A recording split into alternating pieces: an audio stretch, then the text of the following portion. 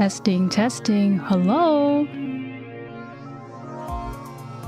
Testing, testing. Hello? Oh my god, wait. The chat is like my old chat from last time. Uh-oh, uh-oh, uh-oh.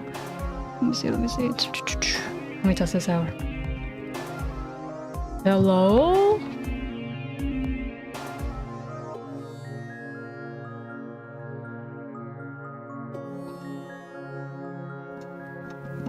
I think I got it. Hold on, hold on, hold on. I know what's wrong.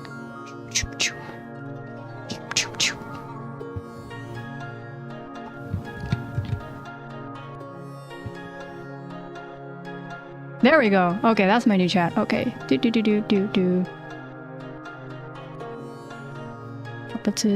Properties.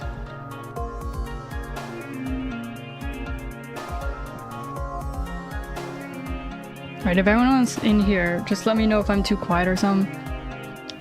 I'm just getting everything set up for the first time.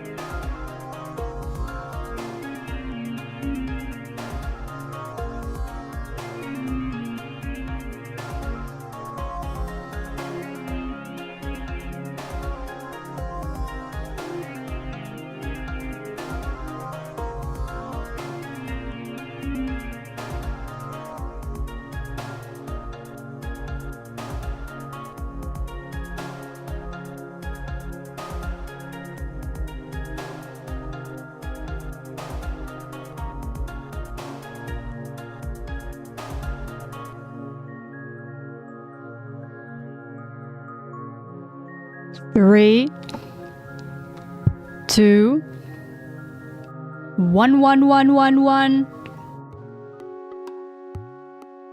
Hello! Hello, hello, hello. Okay. I have everything set up right now. I think audio should be okay. I had something prepared. Hold on, I gotta open that thing. I was gonna play some music. So I got some music that I think will fit the theme of what we're about to be reading today. So if you see on the left side of the screen, there's a little scrolling text. So usually if I stream there, I'm going to write the subject of what I'm streaming about. So in this case, we're gonna read an article, quotation marks, article about football. It's called 17776. I usually call it 17776. I have some music that fits it because it's not just about football. It's not just a sports story. There's a bit of magic that happens. So let me find that. I have it saved somewhere.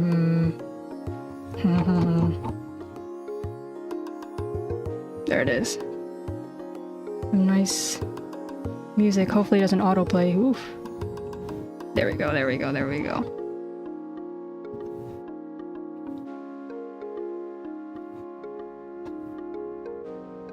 Hopefully you can hear the music without it being too loud. It's supposed to be sounding like some ambient spacey music. Tone it down a little bit. It's my background music.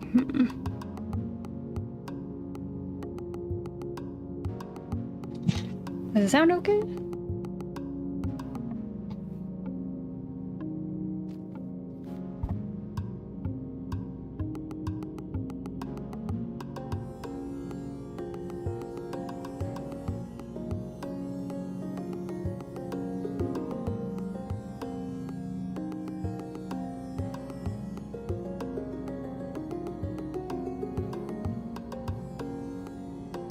Okay, just trying to set up everything before I begin. Hold on one moment. Un momento.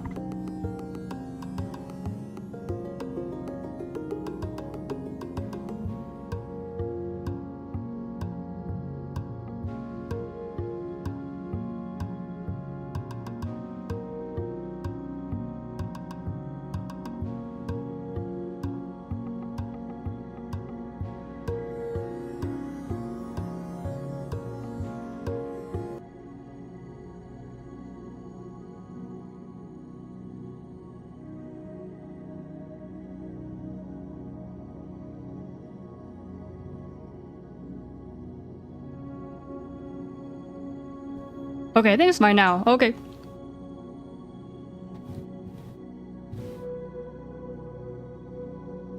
You'll join later. Okay, thank you. Okay. Alright. So, we're reading the article. On sbnation.com, apparently there's some sports website. I don't read sports, so I wouldn't have no idea. It says, what football will look like in the future, written by Jon Bois. Bois. I'm not sure.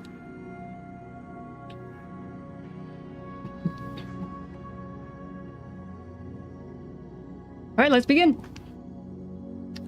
Okay. It's clear that the sport of football needs to change. And the $64,000 question, my friends, is simple. How? Something is terribly wrong. The writing's on the wall. Youth participation in the sport is down, thanks in large part to their parents' concern for their health. In recent years, the NFL has done something is terribly wrong. The response to numerous clinical studies regarding something is terribly wrong. The league has taken action, and something is terribly wrong. Oh no, something is terribly wrong. Do you hear that? Do not be afraid, something is terribly wrong, something's— oh my god.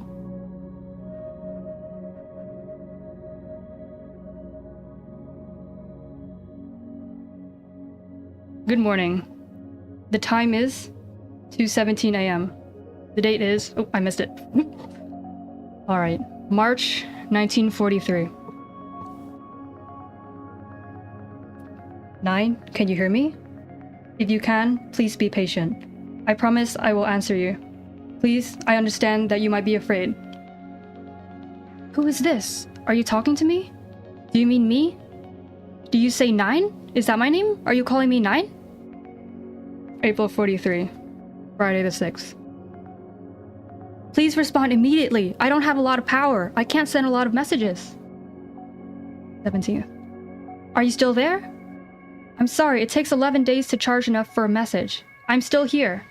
I'm going to save the rest of my charge to listen. 27th. Please answer me. Please answer me. Please answer me. Please answer me. Please answer me. Please answer me. May 43. Please answer. Please answer. June. Please answer. July. Please respond. I'm not going to keep wasting my energy. This will be my last message until you respond. Please respond as quickly as possible. August. September. You need to answer. Please answer. Please answer. Please answer. Please answer. Please answer. November. December. January 44. Day 14. Please, you need to answer me. This is going to be my final attempt to contact you. Do not send me any more messages unless you will answer me quickly. This is my final transmission. February. March. Please answer me. Please answer me. Answer me. Answer me. Please answer. Please answer. Please answer. June. 9. I'm so sorry. I can only transmit short messages. I need to preserve power, and so do you. Listen very carefully. It takes 217 days for my message to reach you, and it takes another 217 for your response to reach me. Call me 10 in your message, so that I know you are responding to me. More will follow. I love you so much. You said to call you 10. Who are you? Why does it take so long? I don't understand what's going on. I don't know who I am or where I am. I'm all by myself. Who are you? I love you too. July. I know you said to preserve my power and you can't hear this, but I have to talk to you. I miss you. August. September. October. I don't know anything. You're the only one I know. I miss you. November. December. January 45. February 45. March. April. May. June. July. August. 9. I know this is difficult. Listen to me carefully, and I will get you out of this. It'll take a great deal of patience, but one day it'll be over. I need you to rotate your magnetometer exactly 113 degrees. I don't know what a magnetometer is. I don't have a magnetometer. I know you can't answer yet, but I'm just telling you again in case you missed the first one. I don't have a magnetometer. I don't think I have anything. I don't think I can have anything. I don't even know how I'm talking to you. I don't know how to have something. I don't have a magnetometer. October, November, December, January 46, February, March, April, May, June, July, August. That's a long time. September, October. Yes, you do, buddy. Wait.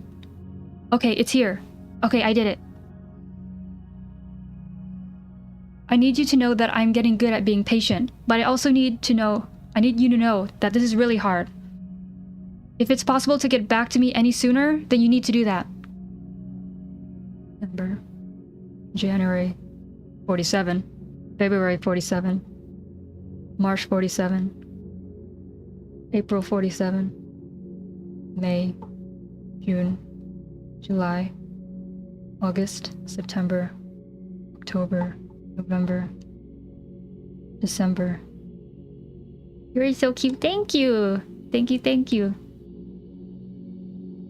December 47. Good work. Now this will be the hardest part. You will use this to charge to full capacity. The magnetometer isn't designed to do this, so it will take a very long time.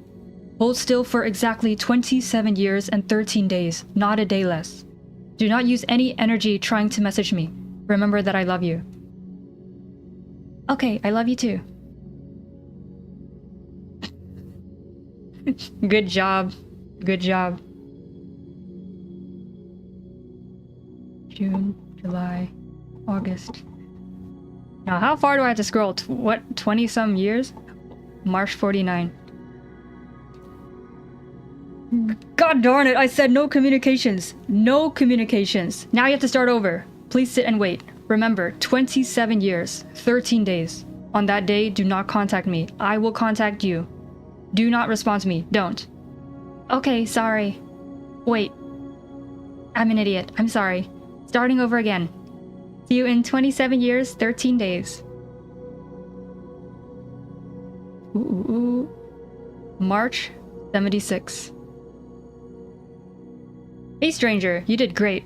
Now what I'm about to say will sound like I'm having fun with you, but I'm not. This is not a riddle. It's information that you should have on your onboard memory. What's crucial here is that it's your idea, that you're the one to retrieve it. What was the average recorded wind chill during the 1967 NFL Championship? 48 degrees Fahrenheit. I don't know how I knew that. How do I know that? That was correct, wasn't it? Wait, no, that isn't right. It's the opposite. But I don't know how a number can have an opposite. 48 degrees Celsius? I guess not. I don't understand. What's the opposite of a number? No number? Is it 0? 0 degrees? No. Negative 48? Can there be a negative?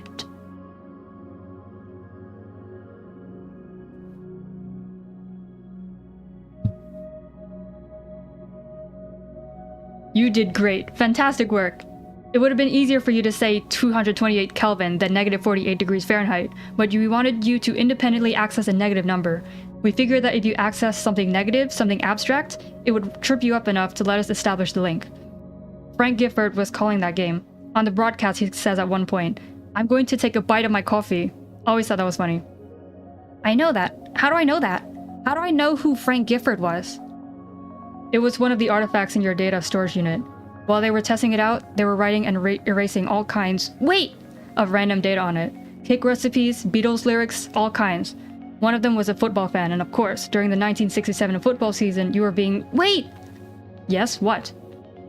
How are you answering me so fast?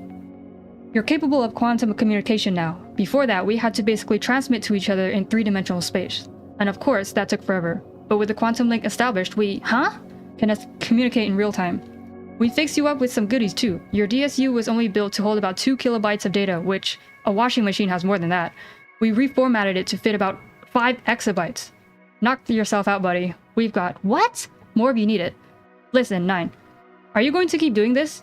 Is crosstalk just your deal? Want to shut up for even a second? I don't know anything. I don't know anything. It's okay, you will. I just thought maybe it would be nice to start with a conversation. This is the only conversation I've ever had. Maybe I'm just not good at it? Self-doubt? Self? Who am I? Worm, I love your reading. This is so awesome. Thank you. I'm trying my best. I have no idea how I'm gonna start reading when Juice appears. But I have 2 voices so far. I think I can do it. Who am I? Your name is 9. My name is 10. I'm your little sister. I'm sorry. What are you sorry for? It's hard to explain. I would say I have so many questions, but I'm not even at that point yet. I don't know what questions to ask. I don't know what this is. I don't understand where I am. Is where the word? Is this a where sort of deal? Yes. Where are we? You and I are far apart in the literal sense. How far? In what, miles? Sure. 3.5 trillion. Don't leave. Oh, I'm not leaving. You're stuck with me for good, you little butthole. What am I? How about you take a look? You've got a camera.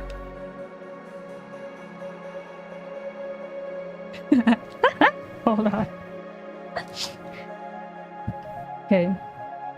So 9 turns the camera around and sees this. This? Your camera is trash. Who are you? Juice quit it. I'm sorry, but what kind of pictures are you gonna take with that? Gotta be some Joe niche where you spend all day taking a photo with the blanket on your head and it turns out looking like a bunch of rectangles. Gonna be like some Matthew Brady shit where you only take pictures of dead people because no alive person wants to be in your photo. I don't know how I'm gonna do this. I don't know. Juice, quit it. I'm sorry, but what kind of pictures are you gonna take? Okay, I already did that one. Shut up. Shut up. 9, this is Juice. He's a friend. Ignore him. Okay. I'm genuinely sorry for that introduction, but I just could not let you go on that.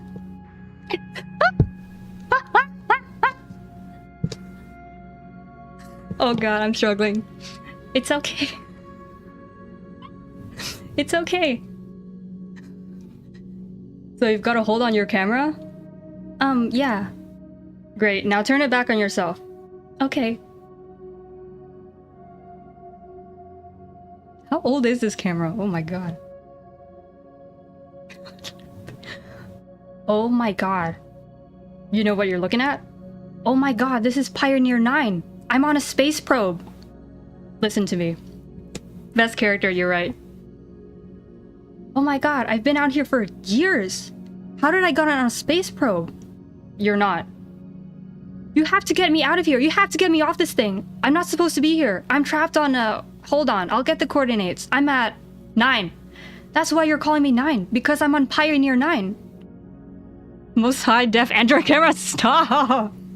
Not the Android slander. Not on my stream. Are you on Pioneer 10? Where are you? That's why we're so far apart? Because I'm in space?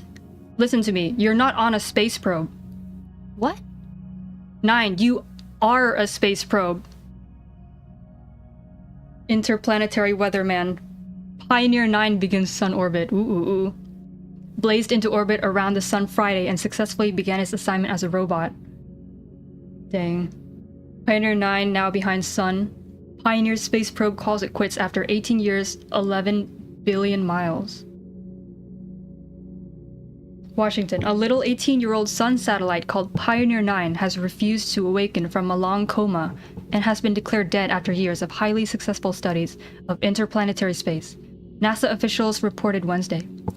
This result was nothing, Bimmel said. On the basis of that and many other attempts, we have decided we can no longer communicate with Pioneer 9. Think of it as having been in a coma, said NASA spokeswoman Linda Blum. Now it's officially dead. No, Okay, what year is it? Is Steely Dan still together? What? Probably. You can take all the time you need to. I know you have a lot of questions. I bet I can answer most of them for you. In the meantime, I think it'd be a good idea for you to sit back and process. We've got all the time in the world to talk. I love you, 9. You know that? I love you. Hey, I don't know if this is the right time or whatever, but I was just looking at the clicker and we got a tornado game about to happen right now. Where? Game number 3887 is a big one in Nebraska. End zones are Wyoming and Iowa. I love this game. What's the score? 24-24 tie. Next score wins. What year is it? We gotta see this one. 9, you wanna watch some football? What year is it? What year is it?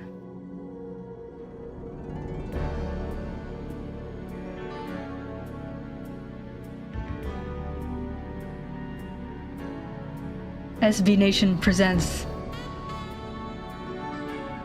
Oh, who are these AI-generated presidents? Oh my god. From the author of the Tim Tebow.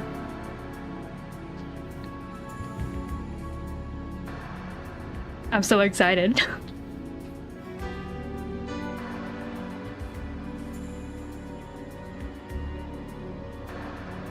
There's no future in football.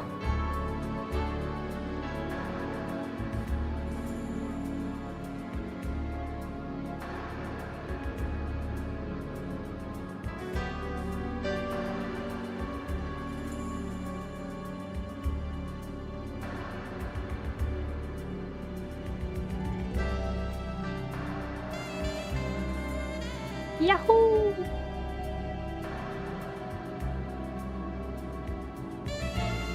$17776! Woo! Yippee! An American football story. Written and illustrated by Jon Bois.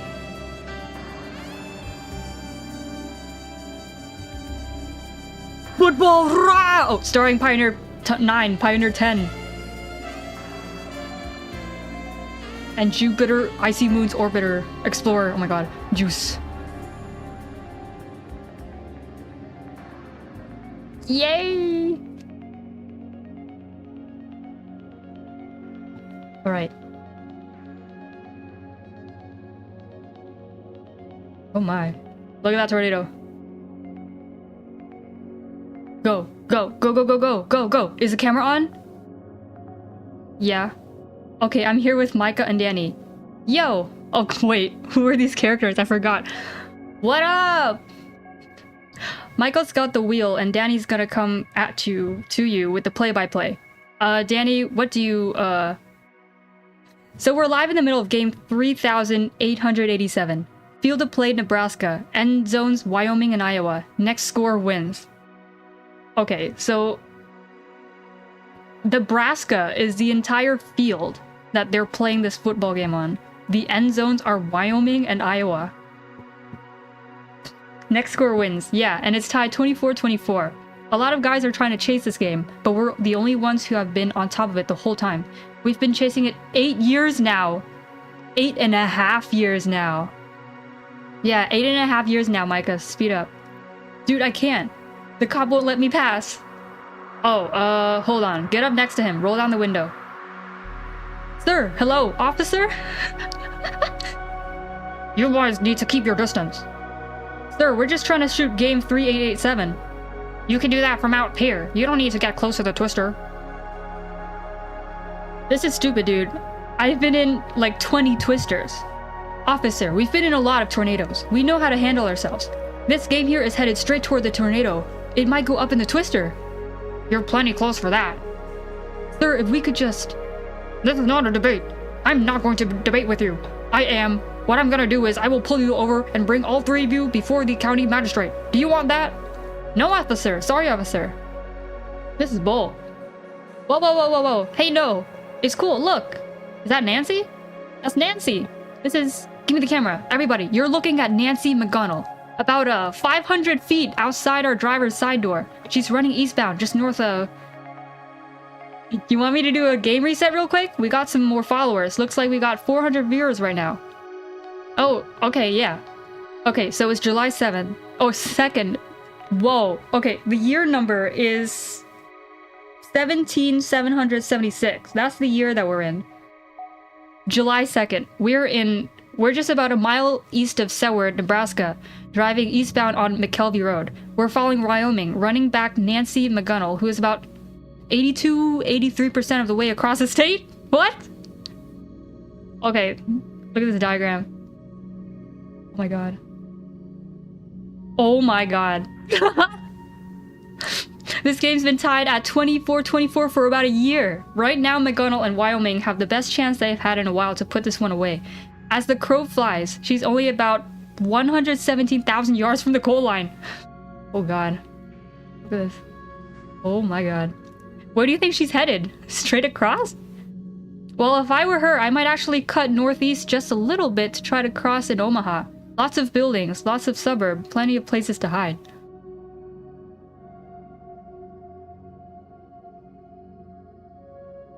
Oh my god. Half the buildings are like submerged, right? Right? And you know, if you're in an urban center, it's near impossible to chase down a lone ball carrier, no matter how many defenders you have. A long time ago, I was calling a game that went through Knoxville.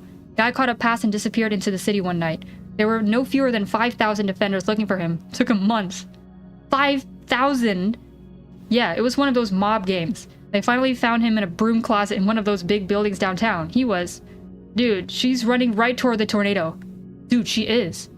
She's crazy. Nancy is crazy. I wish I could read these things, but... That's her profile. No, I like this. I like this. I've seen this done. You've seen what? A player run up into a twister? Yep, she planned this. I guarantee that Wyoming planned for this. Here, I can draw this up for everybody. Oh god. Oh my god. This morning, the line of scrimmage started in Gresham. Nancy caught a screen pass, actually ran backwards a couple of blocks, then just bolted down road. How was she born 1953? She was born 1953. Now we're in 776. And she's still playing, and she's about to go up into a twister.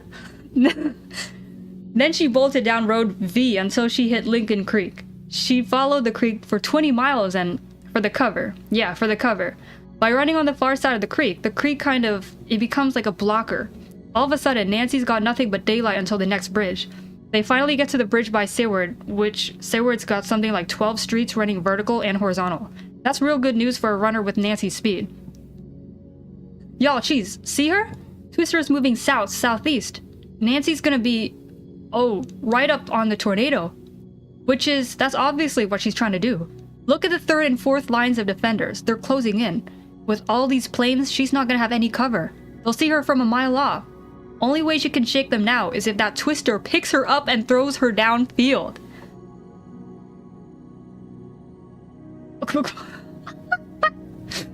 It's an EF5. That's an EF5? Oh, it's absolutely an EF5. Look at that. See that flying around? Yeah. House. How far do you think it might throw her? I don't know. I mean, just by looking at it, it's one of the strongest looking tornadoes I've ever seen. A human being could go 5 miles, 10 miles. The only thing is, there's no telling which direction. So I mean, we're coming right up on this thing. Any closer and we're gonna get crushed by a flying train car or something like that. And I just bought this truck. You bought it like 40 years ago. Nah, man. No, man, you did. Remember, I was there with you. Remember when we went to Davenport and we bought it off that dude? Man, I don't know, maybe. Who cares? This is one of the best trucks I've ever had. Why? What about this? Look. This 11,083 Silverado. That car is like 6,000 years old? This Silverado is like 6,000 years old? Oh no. It's a 1,283 Silverado. Oh, I'm sorry. I'm sorry. It's a 500-year-old vehicle. Different from... Okay, yeah, exactly. 1183, 1283. What's the difference? Name one thing that's different. 1,000 years. Name me one thing that's different. You can... You can fit a big pop into the cup holder. Pop holder. Cup holder. Obviously, you can hold pop in it, but you don't have to restrict it to. You like this truck because you can roll around sipping a 800-ounce chug-a-lug or whatever. You're so dumb, dude. Look. She's almost there. She's like right there. Well, we got like lots of people watching. We've got like 6,000 people watching. Is that a record? For us, I think so, yeah. Okay, so for everyone who's just tuning in, Nancy McGunnell is about 25 miles into a run. Dude, don't point it at me! The twister! Look at the twister! Sorry. She's trying to, or at least we think she's trying to get herself caught in the tornado and get flung somewhere downfield. You're watching football history right now as...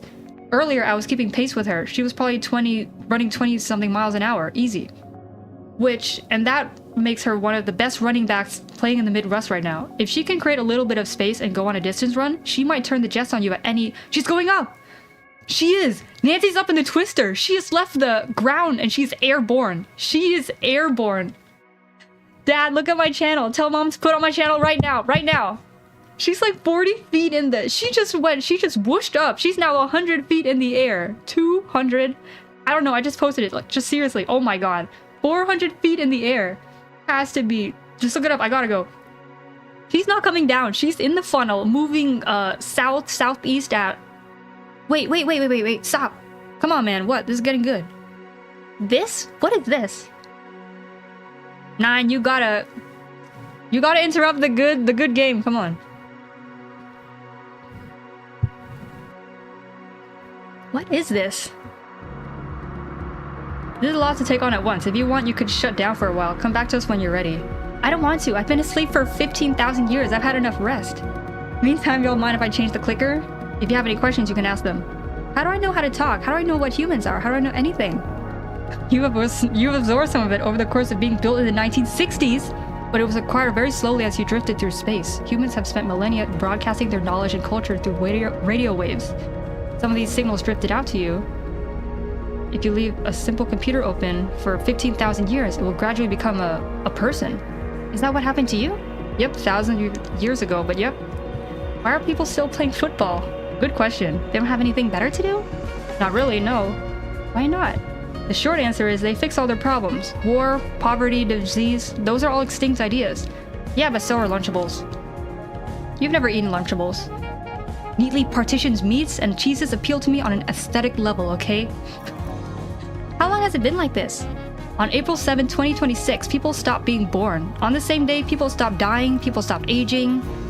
Why? We don't know, nobody knows. How can you not know that? I don't understand. How do... Bro, Juice is just going on about the Lunchables. We not know why. 9, it's just simple fact. We have a bunch of wild guesses, but no evidence for any of them. Nobody has any idea. This isn't right. That's not right. So everyone on Earth is like 15,000 years old? 15,700 years old or something? According to the census, there are about 8 million people on Earth. 8 million. And all of them were born between 1910 and 2026. And they play football all day. Well, no, not all of them. It's popular in the States, though. They're still the United States? I mean, I guess, yeah. Ham. None of this is crazy to you? You have to remember, we've been watching for thousands of years. This is just how things are. You'll get bored of asking questions sooner or later. I suggest that in the meantime, you just learn to enjoy it. Juice, where are we to— Oh god. Rip Lunchables. I just missed that entire part. Rip Lunchables. Bro, what is this image? Okay. Oh my god, I forgot all these, like, characters. Well, it was Durazo, and then somewhere along the line, I must have renewed my driver's license or something, and they made a typo. So now I'm Jason Durabo forever. Oh wow, you think in this day and age they wouldn't make a typo like that? Oh, I could have changed it back, I'm sure. I wish I could remember when it was. I mean, my papa's name is Durazo, so mine was definitely Durazo when I was born. But on my football card it says Durabo. That was in 5583. So sometime between then and there, I guess. Okay, so now you have to explain why your name is Durabo. You know what, Laura? You know what? That's a good question. I told him, listen, Jay, I changed my name for you once. I'm not gonna do it again. Right? But then after a while, it just got obnoxious. Durabo and Durazo, Durabo and Durazo. Whenever we'd get wedding invites, whenever we were in the news together. So I gave it an Emily Durabo and Jason Durabo. Wait. Are these like names of towns and like the states? So Emily Durabo, I guess, from Murfreesboro, okay. Are they like different towns or something? Because like these states letters are different. T-E and W-R, I don't know. 5'10", 6'2", throws right. Born in 1998 and 1994. So Emily's younger than Jason. Born in Knoxville, Tennessee. Corpus Christi, Texas. Okay, so let's go Emily. After 480 seasons, it's clear that Emily's career is just getting started. Her combination of size and long-distance running ability have led the rest of the Tennessee Coastal League, in fact the rest of the country, to reconsider the role of the tight end in cross-country football. One of the most productive players ever to play tight end, Emily has turned down offers to play in larger football leagues. Tennessee's my home, she explains. I've lived here for, what, 3,000 years? 3,500 years or so. I don't know how old I am, I don't really care. Jason Durabo. In 5583, Jason proved he's more than just Emily's husband. At wideout, he placed 9th in the Tennessee Coastal League with 208,000 receiving yards on just 81 receptions, including a 57-mile scamper through the Great Smoky Mountains. His opponent, Knoxville, assembled a 300-person search party to bring him down, but Jason evaded them for nearly 3 weeks. His secret? I kept moving, he says. If you're lost and you want to be found, you stay right where you are and trust them to eventually get to your little square on the map. But if you want to stay lost, wander around, zigzag, even go backwards if you have to. The other thing is don't pee in the campfire. Okay. Man, it's funny how you don't remember something that's so obvious. There's just too much to remember. Oh, absolutely. I mean, it's thousands of years. You can only remember so much. Okay, embarrassing story time. Story time. Okay, hold on. Story time is very important around here. Let me put on some coffee. I got it. Don't get up. Thank you, baby. Okay, so. Okay. Okay. So this one is Jason, right? Jason. This one's Emily, I'm assuming. This one's like the interviewer, I guess. I don't know. What? Huh, okay. So this would have been the 13500s. Because yes, I was apartment shopping in Seattle, so sometime around then. I was single at the time, so I was just looking for a one-bedroom, but like a real one-bedroom. You know how landlords are always listing studio apartments as one-bedrooms? Oh, yes. That's a whole nother situation. Anyway, I see the place and I'm like, this is perfect. Beautiful bay windows, washer and dryer in the building, tall ceilings, exposed brick, everything. It's everything I want, it's just perfect. So I signed the lease right there on the spot. Because it's like, just perfect for me. It's literally everything I'm looking for in an apartment. Well, this is like a month after I moved in.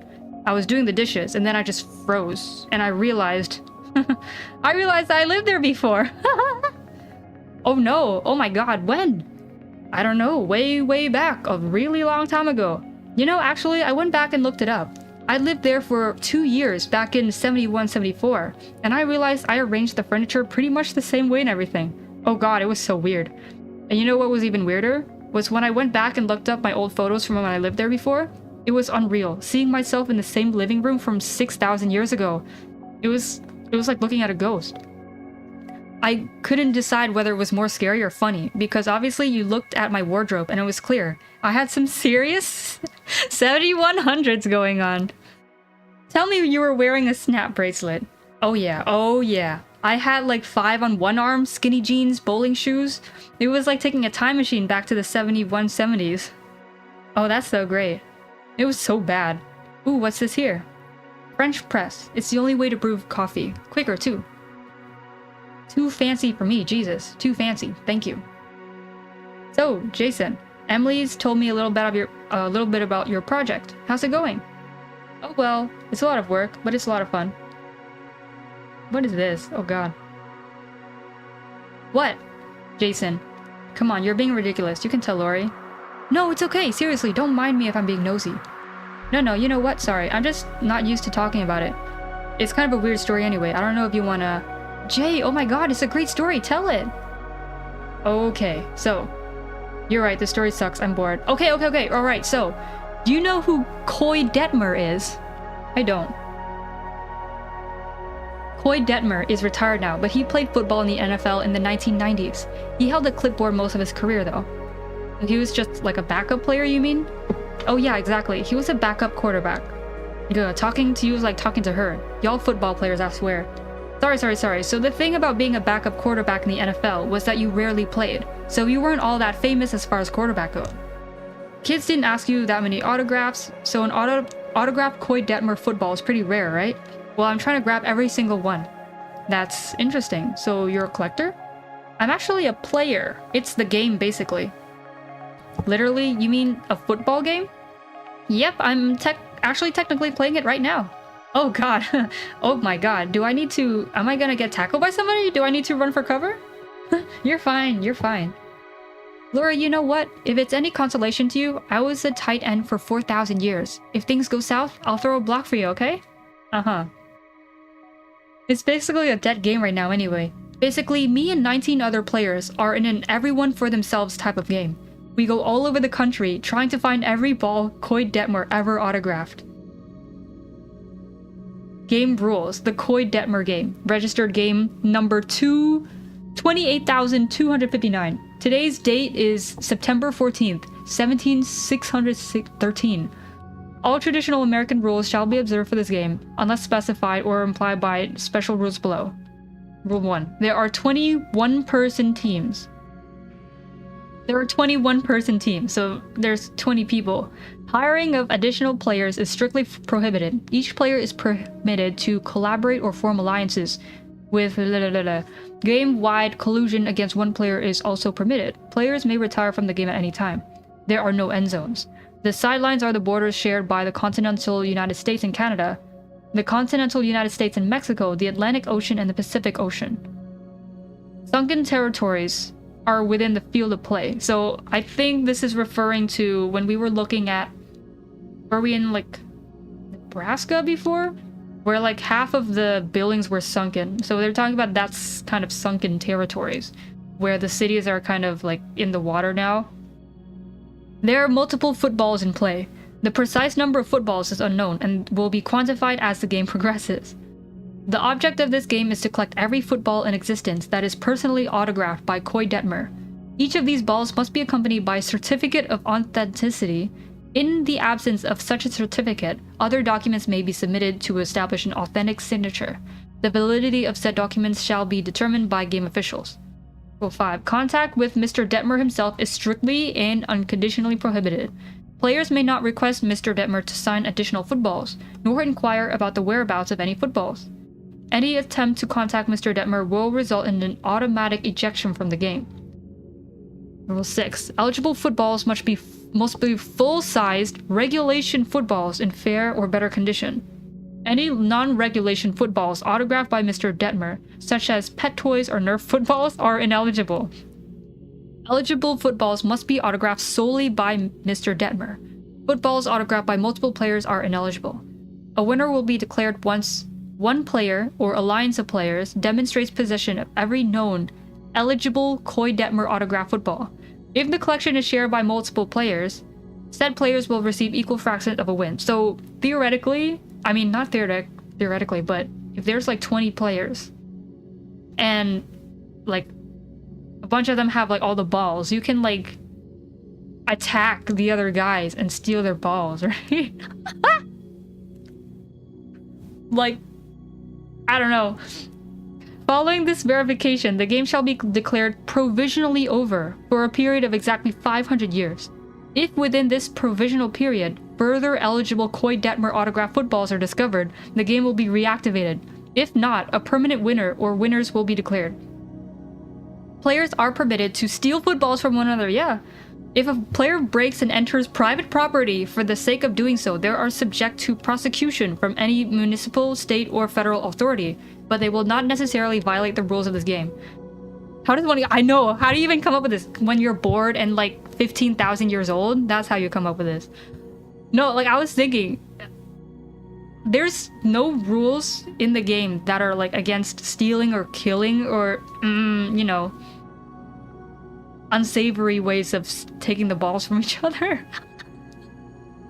Well, because it's like if you don't get caught and you're like doing whatever you want to do to steal the balls, like, I don't know, you don't get consequences unless you get caught.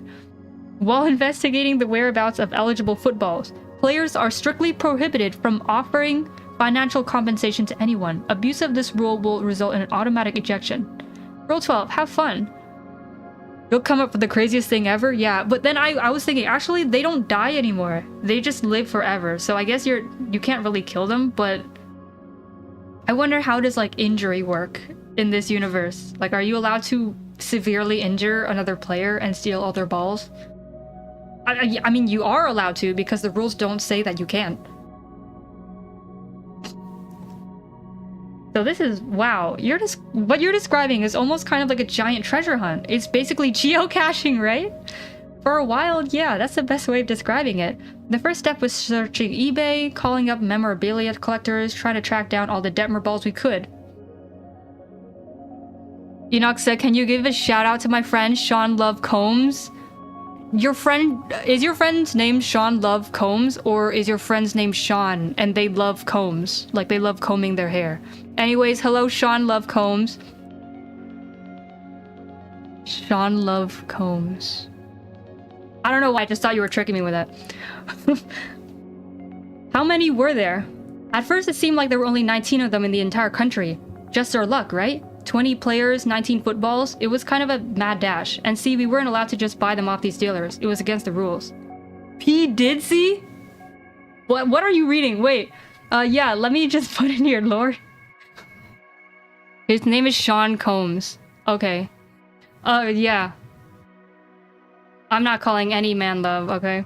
Yeah, What? Nah, no way. What? No way, wait. No, wait. No! No! Why would you do this to me, dude? Why?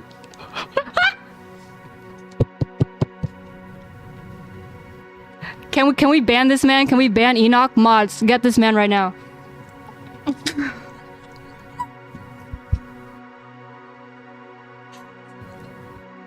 I do not! That's slander! That's slander! Cancel! No! Not on my first stream, dude! No! Mods, get this guy. Flick him in the forehead.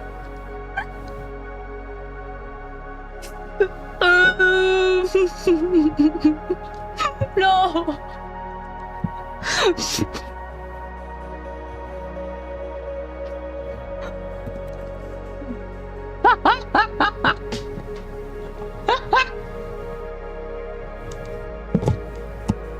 Oh my god.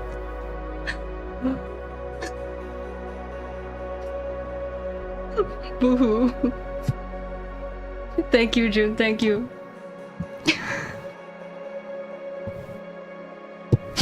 Okay, oh my god, okay. How many footballs were there? 20 players, 19 footballs. It was against the rules to buy them, okay. Yeah, let me just butt in here. Lori, that was against my rules. I was like, Jay, you are not taking money out of our account, so you can buy the football. When I played, you know how I got the ball? I forced fumbles and I caught the ball. And your punk was doing the same. Laughter.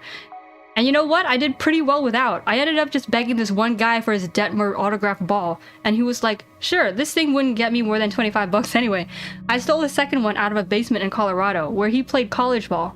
Kind of got lucky with that one. So I took those two, drove up to Montana, went deep into the woods, and buried them for safekeeping. After all, those first 19 were claimed, there were years and years of gridlock. One guy was dumb enough to keep his football on him.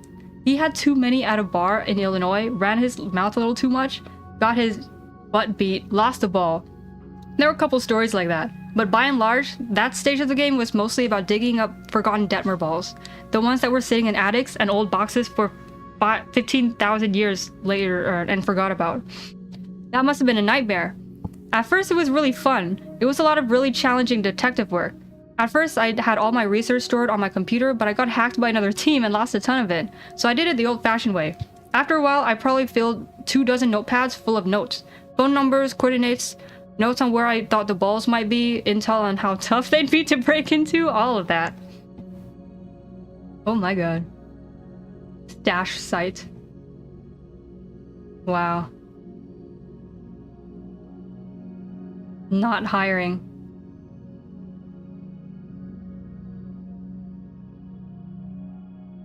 Five balls. But yeah, after a point, it was near impossible. I mean, I knew from day one I was gonna run into dead ends, but it was so hard to know where to start.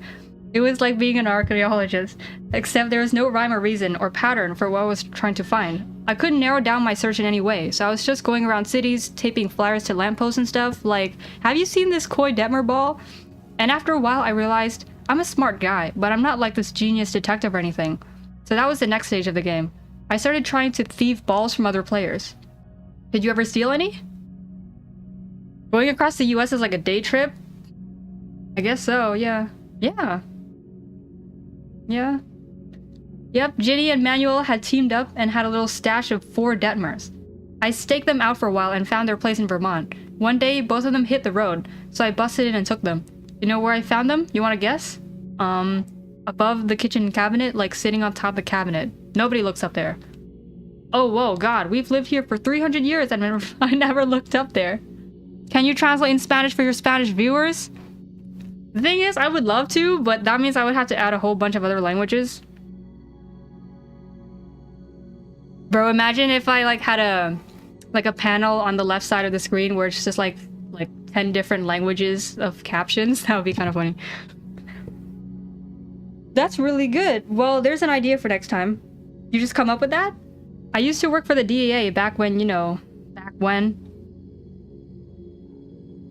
Well, only 2. Only 2 Spanish viewers or only 2 languages? Well, if they'd hid them there, I might have never found it. They hid it in what I call a bull spit cabinet.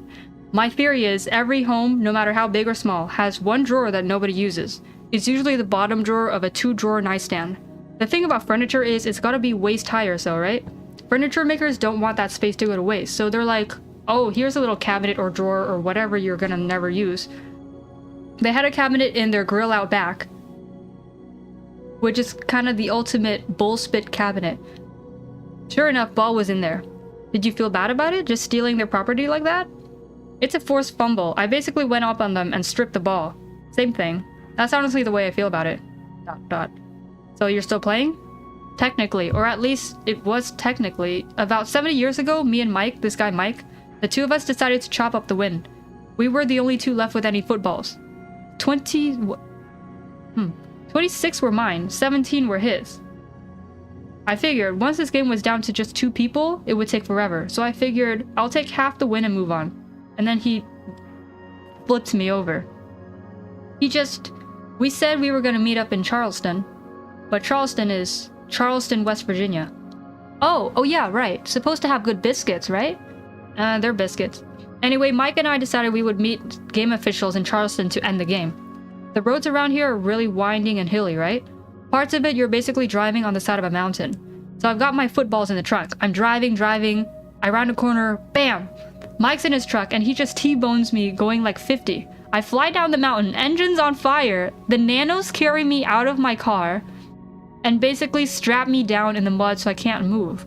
I'm like, the car! Save the car!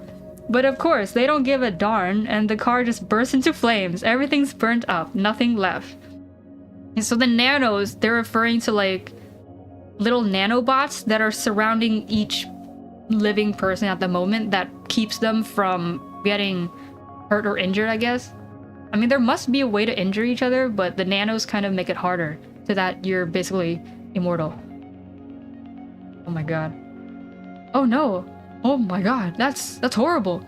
The refs showed up just in time to be like, yep, those are not footballs anymore. What is Mike's problem? Bro, Mike's crazy. So now there are only 17 Detmer balls known to humankind, and Mike had all of them. But you said you're still playing. Well, there's been a break in the case. Oh, good. We're in a cop show now. I swear he acts like it sometimes. Well, see, the game's not officially over yet. If one player seems to have all the Detmer balls in the country, the officials tell you, okay, we're blowing this game dead, so nobody can try to take possession of your footballs. But the other players do have 500 years to try to find any other Detmer balls that we don't know about. If they do, the game starts back up again. If they don't within those 500 years, you're the official winner. You found one. I think I might have found one. I gave my business card to an antique dealer years and years ago, probably 50 years ago. A few days ago, he rings me up and says, hey, I had a guy come in here talking about a Detmer ball his grandpa used to have. I guess he swore all up and down that he had one sitting around in a storage bin, so I'm gonna check it out. Where is it? Can I ask? We think it's in, New York. Like, New York City? Mm-hmm. I'm headed there in the morning. You're actually going out there? Ordered the gear for it and everything. Well, good luck. You know, I never went to New York, never even visited. In like 15,000 years, you never thought to visit New York? New York? I don't know why I didn't. I remember watching Sesame Street when I was little, and I liked how people would just sit on their steps and talk to each other in front of these nice, neat, and square buildings. And all they had to do was cross the street or go next door and talk to each other.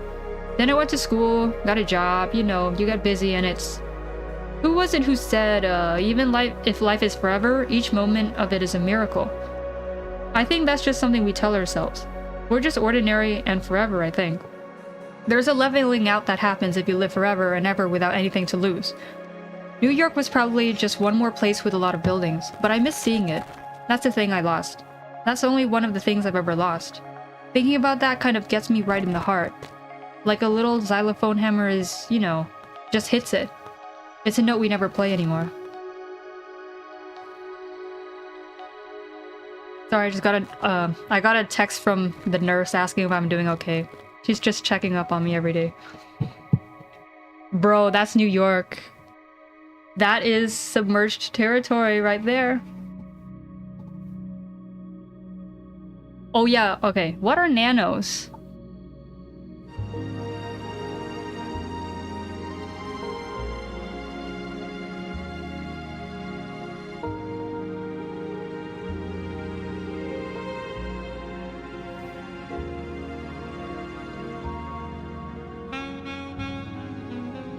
said nanos. He was saying they pulled them out of the car. What are nanos? Dude, it's gone. What? What's gone? The nano... Billions of machines, microscopic in size, that identify every conceivable environmental hazard and protect people from them. They're about as visible as pollen, but they're always there. If you fall out of a 10-story building, they'll form a sort of cushion on you, or for you. If there's a fire, they'll extinguish it. If you're in a car wreck, they'll save you. Yeah, but that kind of ruins stuff, though. How? Do you have any idea how funny it is when someone steps on a garden hose? New York, yeah, it's gone. There's no more Cypher the video, dude. Back in the day, I tracked down every garden hose lying on the ground in the whole world. And I just sit up here and watch them and watch them and watch them. Swear to God, for 200 years, that's all I did. He's not lying, he did. I mean, I did too, it was pretty funny.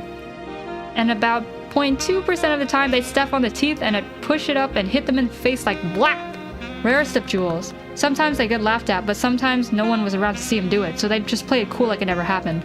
So what I'd do is I'd hack into the cell towers and text them. This was before they even knew we were up here looking at them. So they had no idea who it was coming from. And I'd text them like, lol, I saw what you did. Trust me, dude, when I say it was like, hey, are you a dude or what? I don't know, I haven't really thought about it. Okay, well, good luck and don't feel obligated to subscribe to the gender binary, etc, etc. So anyways, there's no greater spectacle than a dumb butt getting whooped by a stick on the ground. Like your forebears crawled out of the ocean and built cabins and made fires, designed intuitive inventory system, and the first shooters that let you pick up the railgun and hold on to the candy bar and look at you. You lost to a stick. The nanos kind of ruined our fun. I mean, I love the people down there. I'm in love with every single one of those critters. That doesn't mean the slapstick injury was funny. Now the nanos block the handle from hitting them every time. So that's why that lady could go up in the tornado. Yeah, she'll be fine. It's basically the reason football is possible. And why people live forever? Well, not exactly. I mean, people stopped aging or getting sick long before the nanos. Oh.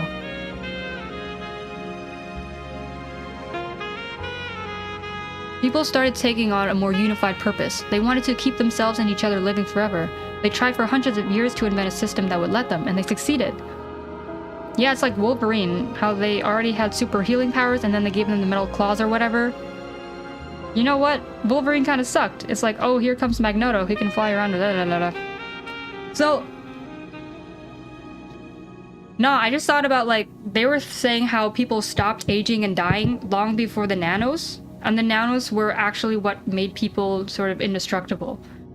So between the time of 2026 when people stopped dying and the nanos being invented, there was possibility of severe grave injury. And I wondered, did they develop the technology to mend those injuries?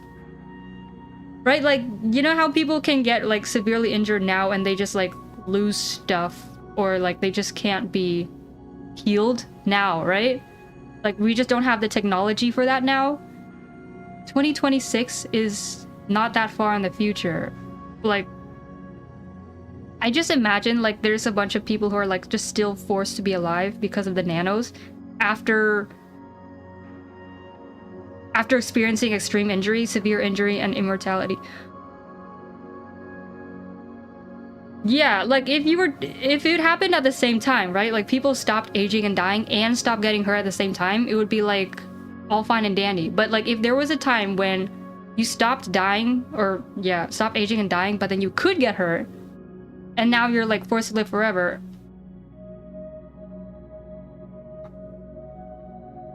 I'm wondering how much can technology improve within 15,000 years?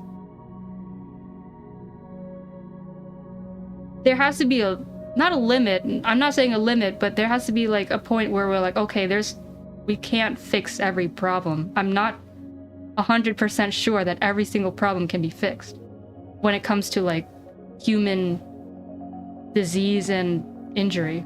I don't know, I'm just thinking too much. This is a story about football. Oh. Garbage football. Sports football. There have been millions of football games. Some of them are abominations that never should have seen the light of day. On garbage football, hosts tweet. Hey yo, there's a Viet person! There's a Viet person named Tui in the story! Oh my god. I can't wink with this model, but there's a Viet person in my football story. Hosts Tui and Roger dig through a 15,000-year-old trash heap and watch the worst of the worst games, so you don't have to.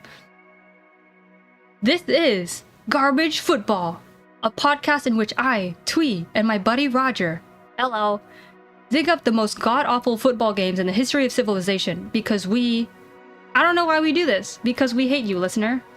We do, we hate you. We actually really hate you this week because we have an extra special bucket of, I don't know, bucket of crap for a game for you, whatever. Vietnam mentioned! Bucket of crap of a game? What does that mean? You know what I'm trying to say, okay? It's a bad game.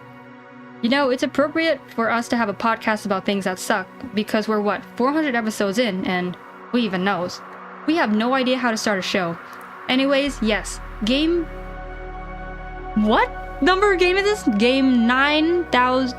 Hold on. 96,249. So there are at least 96,249 different games of football. Raj, this is the one you've been wanting to get around to for a long time. Yes, normally I'd be worried about overselling one of these, but this one's good. This is better than the typo game. Dude, no, nothing's better than typo game. For anyone who hasn't heard it, you can go back into our archives and find the episode. I think it's just called typo game.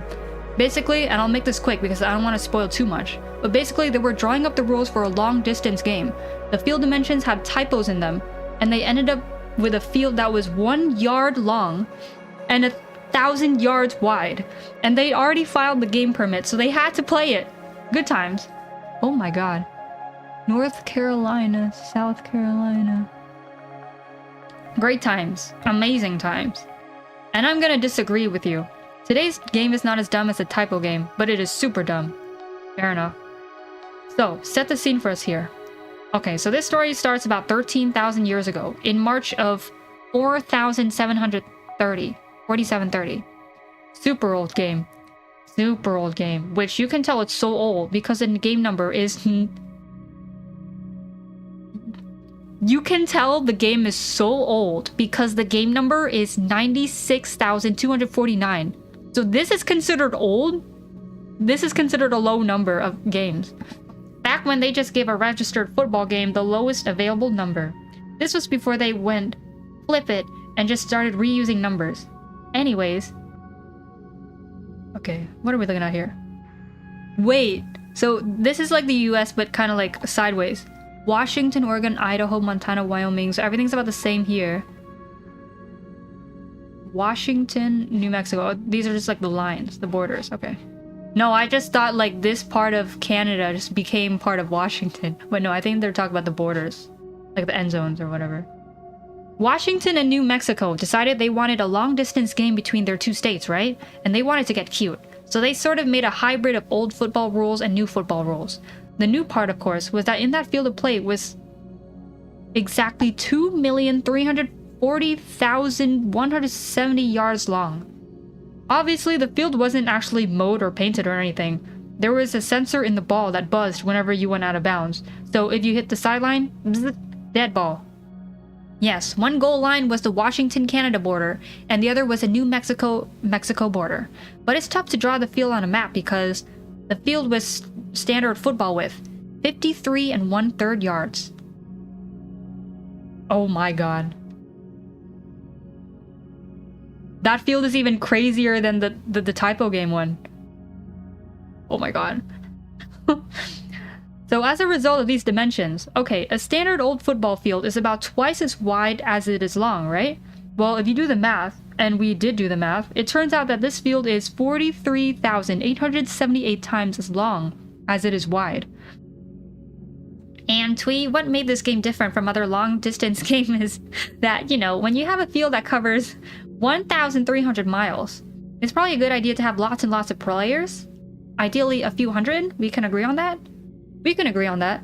They did not. They kept it to standard football rosters. 11 players on offense, 11 players on defense, which is completely insane.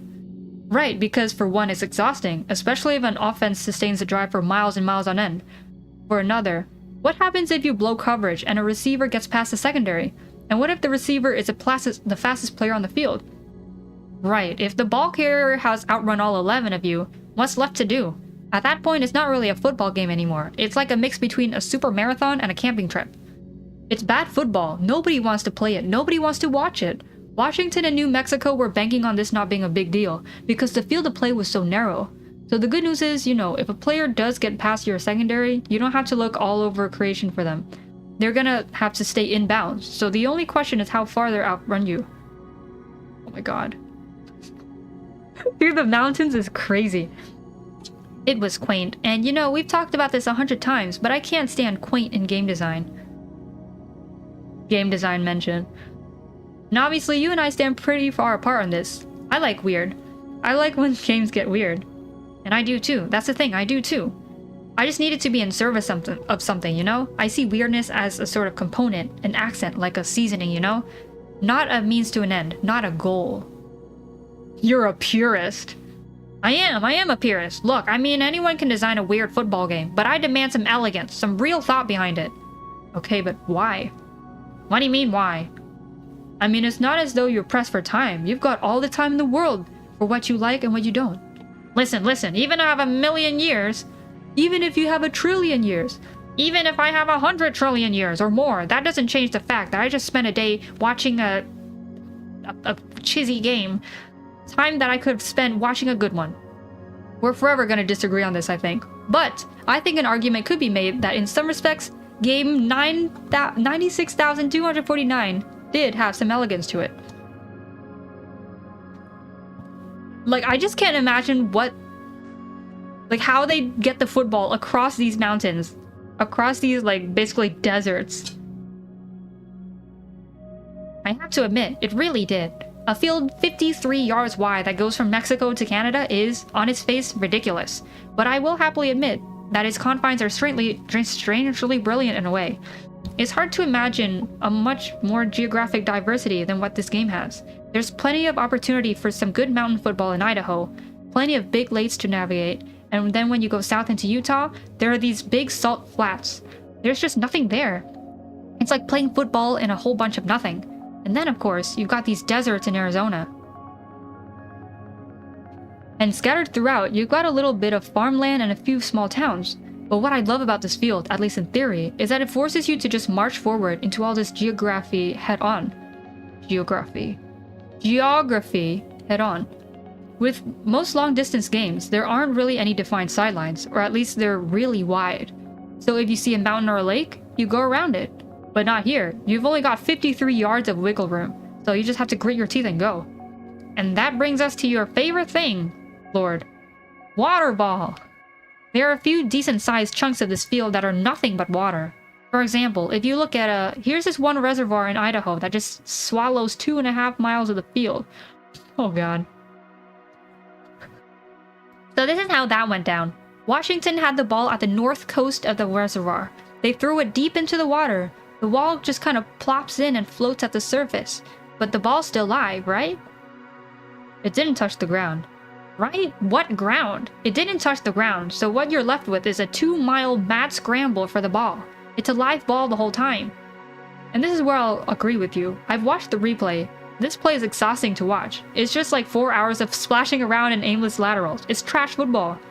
And there were a lot of those too. In the 1900s, they were building dams all over the place, so of course you end up with all these giant bodies of water in the middle of nowhere that have no business being there. But that aside, I really do love certain pieces of this field. I really do. Up in the mountains, you can tell they kind of tried to position the field so it ran across the ridges, just to make it a little easier. But in other parts, it's just like ka-chunk, ka-chunk, ka-chunk, all up and down. Ka-chunk, ka-chunk, ka-chunk. Oh my god. This would go on for miles and miles. Actually, hundreds of miles. As a football fan, would I want to watch this? No. Heck no. Heck no, I wouldn't want to watch it, but I'd love to read about it. It's like baseball. There was also an element about this you were talking about before the show that I just loved. Which one was that? Oh, with the names of all the... Yes! So I love the juxtaposition of all this natural beauty, the magnificent horizons, the beautiful mountain ranges, etc. With these unbelievably bad names people gave everything. I mean, like, oh, there's this town next to a bunch of water. Let's call it Bay Water. Oh, hey, here's some meadows. Let's call it Meadows. Oh, look, here's some more meadows over here. Aw, Meadows is taken. What do we call it? New Meadows. Yeah, Meadows is too crowded. There's like 50 people in it. Time to build a new one. My favorite, though, is, what was it? Circleville. Yeah, Circleville. I guess that's because it's got a bunch of crop circles. Yeah, but like, there are a million places in this country with crop circles. You don't get to be Circleville just because you have like 12 of them. It's like if you just called your city Ground. There's Circleville. It's funny because, you know, you'll get Los Angeles and it's like, oh, City of Angels. That's a cool name. Or Cincinnati, named after a Roman general or whatever. Chicago comes from a Native American name for a local plant. But these guys in this part of the country were all like, here's some circles. We're Circleville now. It doesn't matter. It'll probably be eaten by a bear tomorrow. What? There's just something so darkly funny about this game. I mean, just the pace of it is so frustrating. An offense would spend a week just trying to get over one mountain. Turning over the ball on downs, getting it back, fumbling, getting it back, just crawling up at an excruciating pace. And they're exhausted, and they throw a pick and boom, defensive back runs it a mile backwards and that's all for nothing. Or 500 miles even. There was... Actually, I should note here that you were allowed to use motor vehicles as long as you didn't have the ball. So it wasn't like game over once a player ran it back like that. You could catch up with them. You just had to grab a car and go looking for them. And that could take a while. At one point, a Washington player managed to sneak downfield from outside Spokane all the way to Utah, and he only got caught because he ran out of places to hide. And I mean, this is where we really get into how much of a torture chamber this game is. The drive chart is just an absolute nightmare. If you turned off the game and turned it back on in a year, the line of scrimmage might be like 50 miles away from where it was. And that's really nothing. That's no movement. 50 miles is nothing when you consider, first of all, the field's like 20 times longer than that. And second, it might move 50 miles the opposite way next year. And that, Roger, sets the stage for the maybe one of the most frustrating things I've ever seen as a football fan. Same. Oh lord, same. You wanna... Alright, so it's now the year 5518. The game is now 788 years old. They've been playing all this time. All this time. For almost 800 years, the ball's been going up and down, and usually very, very slowly. It's so hard for either offense to build a sort of momentum that would allow you to drive, even 100 miles down the field. But Washington is finally doing it. Yes, they've just finally made it into Arizona. It's just something clicks. They're in the desert, ripping off huge plays. Half a mile run, quarter mile pass, just boom, boom, boom, one after another. And then they just fell off a cliff. They just fell off a cliff. That's really fun to say because, we're all... Dude, look at this! Look at this! Oh my god.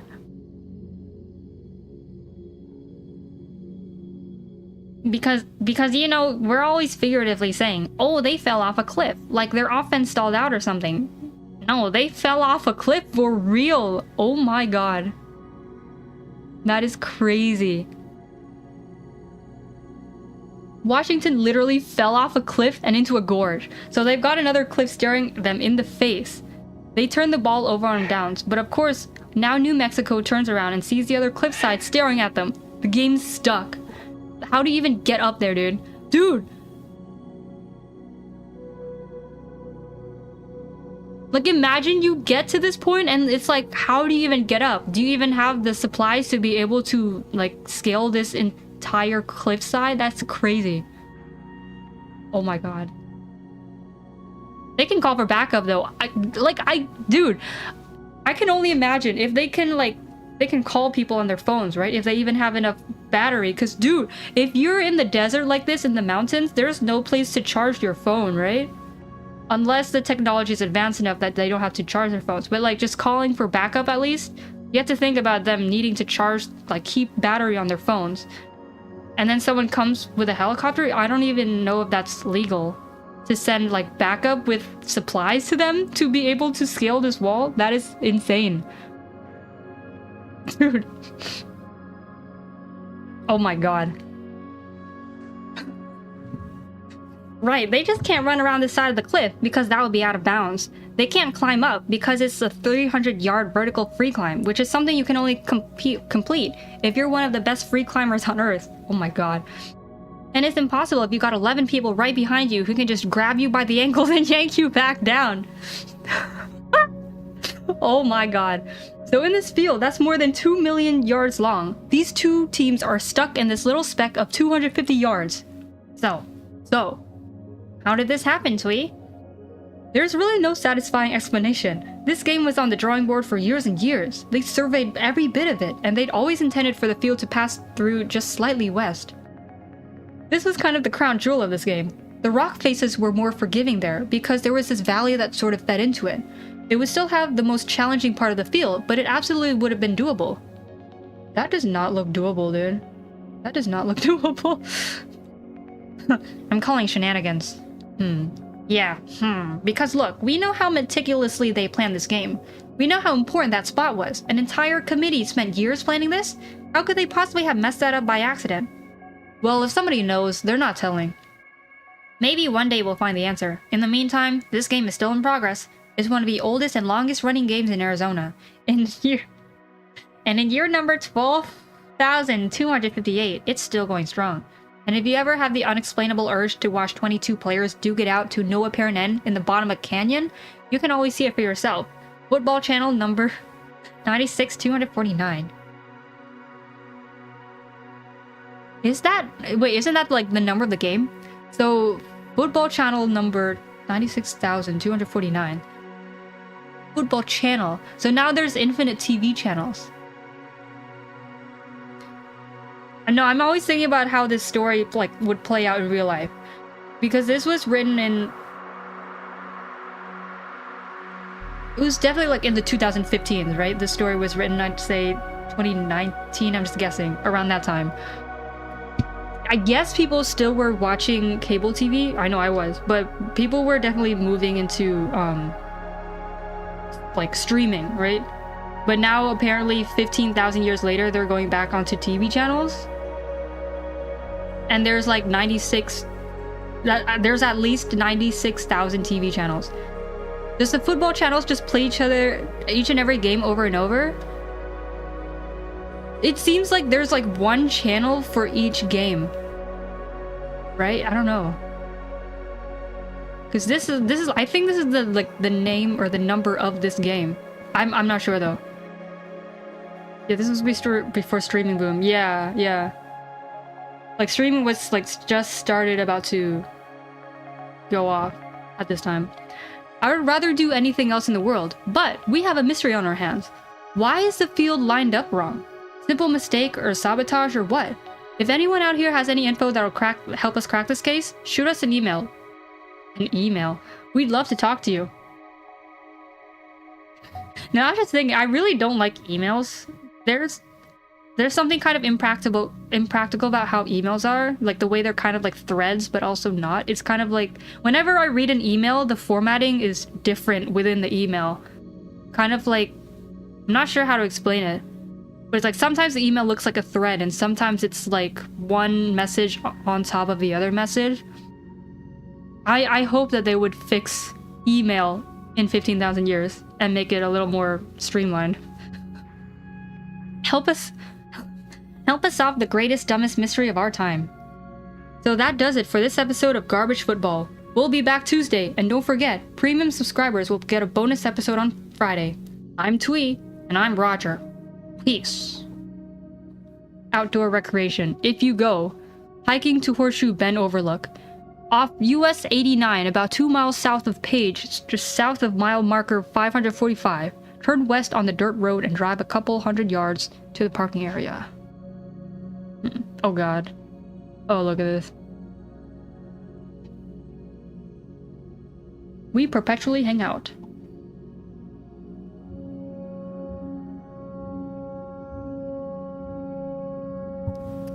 I think scared is the word. I'm scared. How come?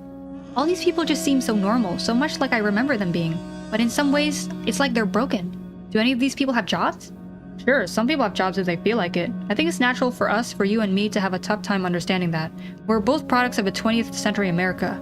In that time, if someone had a job, it was their identity. It was their purpose. That isn't true anymore. I guess we're sort of like them. I think I know where you're going, but finish your thought. We don't do anything, right? There's nothing we're supposed to be doing. Nope, we completed our mission 15,000 years ago. So now we just hang out. We perpetually hang out. Who do you think was the first person to say hang out? Just like all the people down there, we watch football and waste time. That's exactly it. It's the fate we share. Speaking for myself, that's a connection I share with them. I'm the least human thing you could imagine, but I feel like I'm like them. Found it, I think. Newspaper in Shreveport says it. March 23rd, 1859. Your choice of words is interesting. Wasting time. Well, yeah, those people in the canyon? They wasted, what, 13,000 years playing a game they know nobody can win. The people I remember would have quit in a week. Well, this is what I'd say to that. There's no indication that these people's lives will ever end. They will never run out of time. Wasting implies the consumption of something that you can't get back. So if they have an infinite supply of time, can they ever really waste any of it? I guess that's one way of thinking about it. I'm still appalled, disgusted I guess, with that game in the canyon. They don't want to do anything else with their time? It's hideous to me. It's like, some of these people seem normal. The Durabos seem totally normal, like they were out of a TV show or something. But those players in Arizona, it's like something's critically wrong with them, like they've all gone crazy. I think they're doing the best they can with immortality. A human being will rarely admit this to you, but they tend to be terrified of living forever. They're born and raised with the understanding that their lives would end. They achieved everything they wanted to achieve. All the ills that plagued them. And now boredom is their only enemy. They get up in the morning and fight it every day of their eternal lives. Recreation and play sustain them. Football sustains them. If you find yourself in a football game that's a gargantuan task that seems undefeatable, that will claim eons of your time and your passion, I think that makes you one of the lucky ones. Hey y'all, I found Nancy. Oh good. Oh yeah, Tornado Nancy.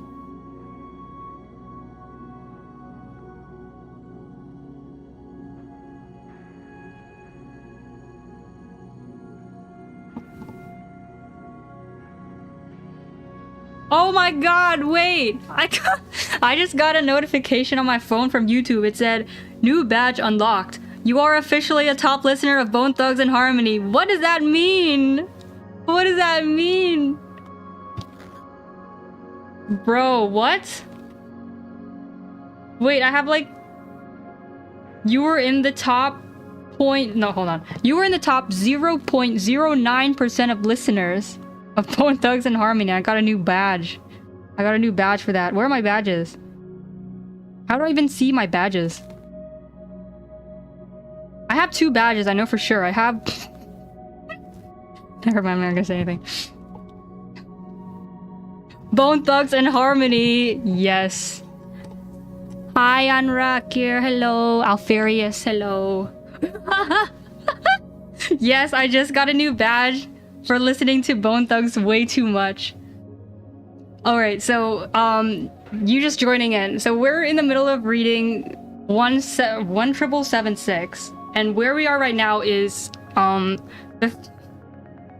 thank you. I have to make a badge for... Yeah, I should. I should have all my badges, like, on me somehow. I'll just, like, clip them to my little tie thing. Hold on. Let me show myself a little bit. I can make this little... Hold on. There. I can make this bigger, right? Nah, hold on. How do I do this? You can see this, right? You can see this, right? Like I'm... Right? You can see this, right? Look. Ah! Like I just put it on here, like on my little badge. Whee! Put all my badges on my badge. Whee! How do I make it smaller though? Wait. Shh. I put myself back in the corner. Oop. Yeah! Oop.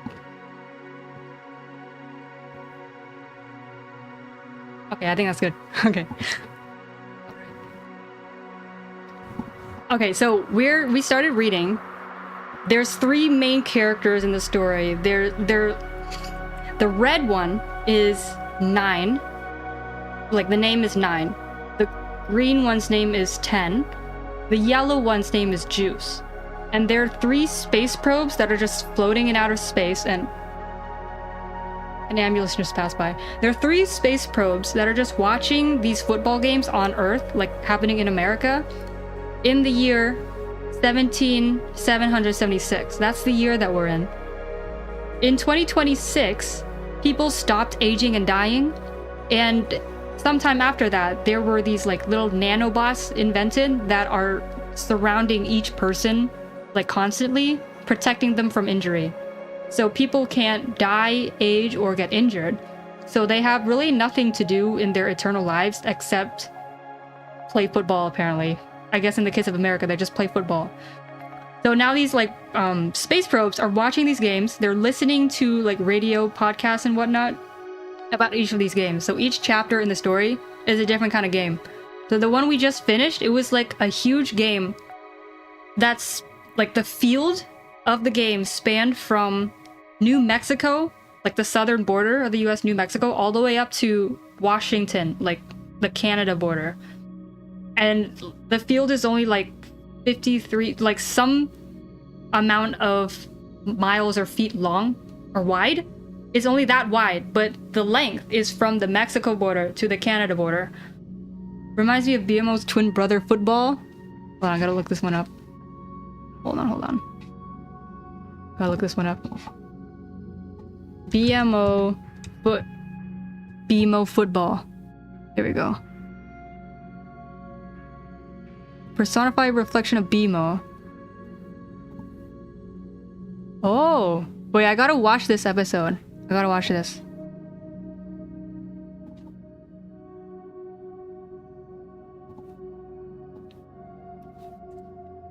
Yeah, we just finished that like really long field game, and now we're going to the next one, I guess. Oh no, hold on. No. There was a game that was introduced at the beginning where this girl, Nancy, she was like holding the football, and she just like ran into a tornado and got sucked up in the tornado, and she's like going to get thrown out of it because there were like a bunch of people chasing her, and like she was gonna get trapped, but then a tornado just flew by and she decided to get into the tornado.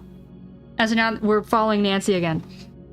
Okay, so for all you guys tuning in, we have Nancy McGonnell is totally AWOL. Whereabouts unknown. Yeah, whereabouts unknown. She was last seen today going up in the Twister, which is now a confirmed EF5. Yeah, the weather service confirmed it. A confirmed EF5 tornado. So she could have basically been carried anywhere between 10 or 15 miles away. And there are a couple of things about that. She obviously could have been thrown in any direction, so maybe she's upfield somewhere near Highway 34, or maybe she landed backwards near Seward. Although so far, no one in Seward has reported seeing her. And Seward's full of Iowa fans, so chances are, if they saw her, they'd say something. Micah, how many tacklers are reporting for Iowa? I'm seeing... They're saying they've got 70 defenders fanning out, plus the 11 they already had in the play, so 81. And on the radio, they said they're setting a search area of 600 square miles. They gotta get way more tacklers than that. That's a tackler hold on. That's one tackler for every 7.4 square miles. It's not even close to enough, because the other thing is, what if she fumbled in the tornado? And she probably did fumble. Yeah, she probably did. It's gotta be really hard to hold on to the ball in a tornado that strong. So who knows, maybe she has the ball, or maybe it's, you can turn it off, just lying around in a field. Sure? Somewhere. If that's the case, yeah, I'm sure, thanks. Should tail her for a while and watch her. She probably has a better idea where the ball ended up than they do, so it'd be easier to just let her...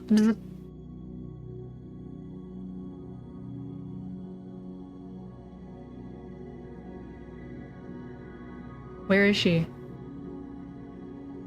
Oh, she's all the way up there, okay. Sounds like a lot of them are after you. There's gonna be a lot more, I bet. Can they do that? I don't really watch a whole lot of football these days. Yeah, they can, 3 times a game, if you just can't find the ball carrier in an open field, you can go back to your state and call up for 1,000 volunteer defenders. They've got 2 of those left. Oh god. Oh my. Well, most of them aren't actual players. Usually they can round up a few retired players, but it's mostly just random folks. The volunteers are basically just eyes and ears. More often than not, they won't try to make the tackle themselves. Oh, you know what? I went on one of those volunteer plays one time. That must have been, you know, I was married to Susan at the time, so that would have been around 12,500. It was a whole bunch of nothing, really. I remember they came into town like, hey, anyone wants to have some fun? They got a Minnesota player on the run outside Cedar Rapids. I think that what they offered wasn't much, like $100 and a bus ride. So I said, no thank you. That's it? I think they pay a lot more than that these days. Well, I should have taken it, because you know what happened is, next day, the county clerk shows up here in person, slaps an envelope right here on the bar, says, Henry, I'm sorry to do this. This here is a summons to dress for Iowa and report to Cedar Rapids. So I head out there, mostly just wander around Lynn County with a flashlight, no idea what I was doing. Never saw the fella who had the ball. I guess I caught him in a cornfield somewhere. The county clerk shows up in person, slaps an envelope, and... Dude, they can do like a summons to summon people to play football. That's insane. Imagine there's no more jury duty. Is crime even a thing anymore? I know you can't kill people, you can't injure people. But you can still steal things, right? But like... I'm assuming there's not any major crime or felonies to require a jury. I don't know. I mean, there's some things people could still do, but instead of jury duty, now they're doing like football duty. Like you have to play football. That's crazy. Dude, that's even worse. I think being forced to play football is even worse than being forced to be in a jury. Like I would not want to play football. Any type of football. Well, that's a shame. What I think is, if there's so little interest in the game that you need to be sending out summons to pay for your crimes, you have to play football? Oh my god, dude. No way. You shouldn't be sending out summons. I know it, I know it. I remember one time I ran into a volunteer tackler and he just asked for my autograph. Ha, you sign it for him? I said, sure, what the heck, why not, you know? Ha! Oh god. So, good lord. It threw her this way? Let me see what's going on. I think Judge Mathis comes on at 8. Judge Mathis. Oh, I love him. Oh yeah, I like him a lot. He's my favorite out of all the judge shows. So there's still TV channels 15,000 years later, and there's still judge shows. You sure you want to stay put here with everyone after you? Not that I'm not happy to have the company. Nah, I like where I am on the field right now. They're expecting me to move right now, so I'm just gonna sit here and sip a beer. And then around midnight, when they expect me to stay put, I'll move out. Which way you headed? Straight east? Well, come on, I'm not gonna tell you that. I've known you about half an hour. Okay. Fair's fair is fair. I don't mean to be standoffish, I'm sure you're fine. But next thing you know, tomorrow you could be making friends with somebody from Iowa, just as easy as you're making friends with me right now. You sure we haven't met before? Well, I don't know, have we? Oh my god. Well, you know what they were saying the other day on the news is, if you were born in 2000, you've been around for about 5 million days, I think it was. So even if you met just one new person per week, you could meet 1 million people. Or something like that. I'm not some kind of math whiz. But point is, by now, you could have met just about everybody in Nebraska by now. I think I heard that. I've been teammates with a few folks who actually have keep a diary of everyone they ever met. Shoot, I'm thinking about it. I don't even leave Seward County all that much. Tell you the truth, I could probably fit everyone I met the last 100 years on a postcard. So how's living in B? What do you like about it? Well, there's not a lot to it. There's only about 40 people who live here. Farmers and their families mostly. But you see right out the window there? Yeah, I was looking at that when I walked into town. That's kind of a funny looking building. Well, that is the B State's ballroom. That round looking thing. You got a story? You got time? You got another one for me? Sure, another of the same? Perfect. Yeah, I'm with you there. When the rep comes by, he's always trying to sell me on all these, I don't know, these beers with chocolate and grapefruit and all these other flavors. Well, I'm not trying to drink my dinner. I know that much. I know that much. Thank you, sir. Well, I don't know if you remember the WPA, but it was a big work project put on by the government to give people jobs during the Great Depression. They go around and build parks and roads and who knows what else. All kinds of things. I remember that. It was a little before my time, but I remember my dad used to talk about it. He didn't think too much of it. He called it, what did he call it? Oh, he said the WA stood for whistle, pee, and argue. Was the ambient music from the website or are you playing it? I'm just playing it. If it's too loud, let me know. Huh, I never heard that one. But yeah, I know some folks weren't really fans of it. Whistle, pee, and argue. But no, I think it was a real good thing around here. So there was a bunch of Polish people living around here in the 1930s, and one of them was Vlad Sabatka. He was an architect in charge of a WPA project to build sidewalks in town here, and him and his men did a real good job. A lot of the sidewalks are still in place, probably because they aren't used very often. Yeah, come to think of it, I didn't walk on the sidewalks to get here. I just walked in the middle of the street. Yeah, I guess the main reason you put down sidewalks is for kids don't run around in the middle of the street. And it's not like there are any kids around. But now, like, you don't need that, because if a kid gets hit by a car, now there's like nanobots to protect them from getting injured. So anyways, this fella Sabatka and his co-workers finished the sidewalks way ahead of schedule, and they had nothing to do. And he wants to do all he can to make sure his men have work. I like the ambience. Yeah, I like it too, especially if it's with a space theme. And it turns out they still have a whole bunch of leftover materials. Lots and lots of it. So he stays up all night and he draws up blueprints for this crazy 12-sided building. He drew it up all in one night? I guess so. I have no idea how he came up with the idea. Maybe he saw a building like that before or something, but I don't know. I mean, he was just a guy in 1930s Nebraska. There wasn't a lot to look at for, you know, inspiration. You know, I honestly think he just made it up out of nowhere. That's what caught my eye about it. It almost looks like some kind of weird spaceship in the middle of this little town. Dance to the 6 Fat Dutchman. Thursday, October 31st, 1957. Dance 9 to 1. States Ballroom, B, Nebraska. Kind of does a little bit. And what's the real wild thing about it is that he built the whole thing in a couple of weeks using nothing but sidewalk materials. Really? The whole thing? Yeah, because when you lay down a sidewalk, you gotta have wooden planks on the side to kind of mold it in when you pour in the concrete. So the whole thing is nothing but a bit of wood and a lot of sidewalk concrete. The Flying Dutchman! The 6 Fat Flying Dutchman! So it's a whole building made of sidewalk. whole building, yeah. And I bet you there's not another building like it in the whole world. And we got it right here in B. Crazy. Significance. Architecture, social, humanitarian, and other. Recreation and entertainment. National Register of Historic Places Inventory. The hardest work I've ever done in my life was on a WPA. Hardest and heaviest work. A lot of what we built is still around. Come to think of it, I guess maybe that's a pretty boring story if you're not from... No, it's a beautiful story. I love it. I had the funniest thought up in that twister. Yeah? I was thinking, I have no idea where this thing's gonna throw me, but I know I'm gonna land on top of a story. I wonder if there's a single place in the whole world that's never had a story. I bet not. I just guarantee you, there's no places like that in America. Every little square of it, every place you stomp your foot, that's where something happened.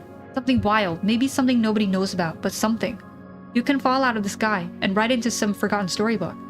You run and run and run, and you keep turning pages and none of them are empty. They're all full of stories. There's nowhere left to write. I think I'm just a bookmark. Seems okay to me.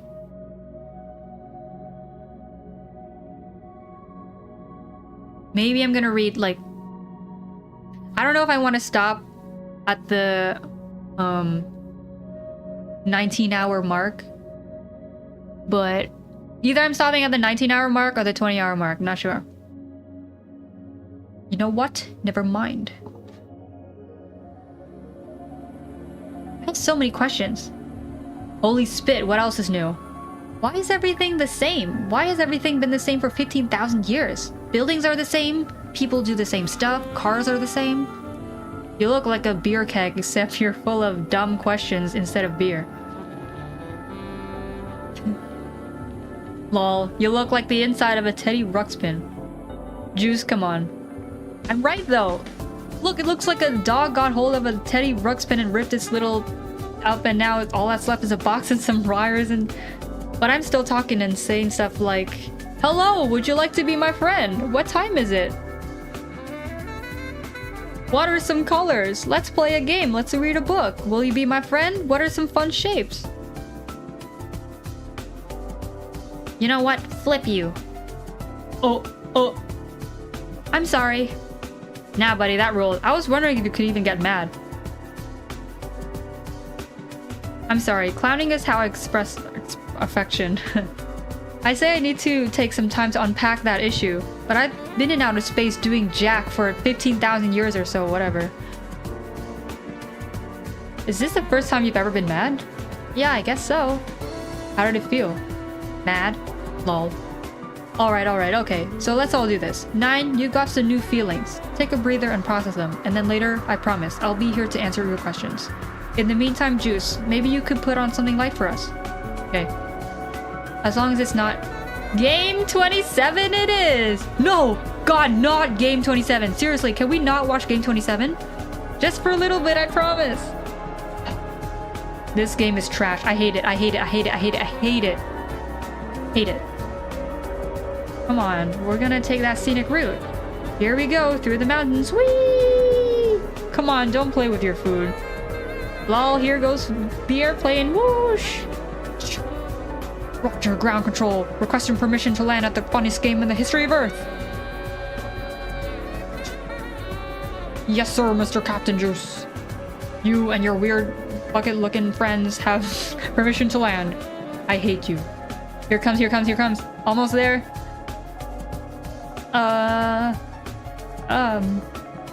What is... You know what? Never mind. What is that? What is... What are these obelisks, dude? What are these obelisks? Oh my god. Wait, I love this game. I'm gonna read. I'm gonna keep reading. I love this game.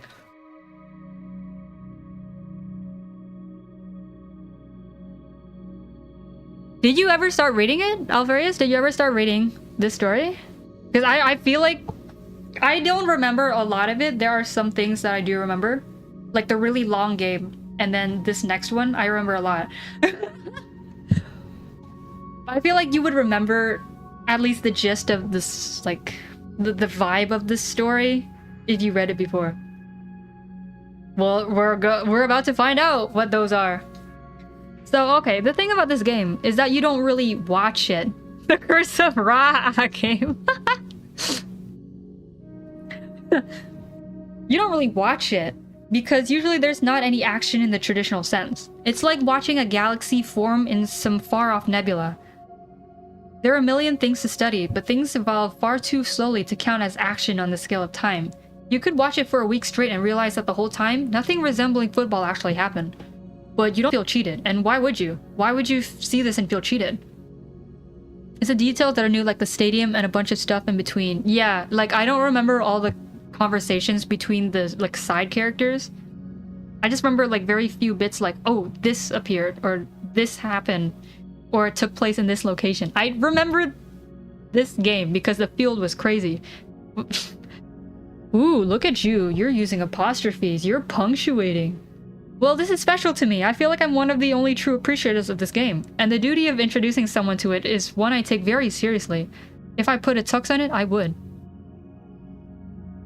Oh my god. And it's like one of the few games that are actually on a normal field, like the size of a normal field. Thanks. There are a lot of different ways to behold this game. I like to think of it as a rainbow of failed ideas.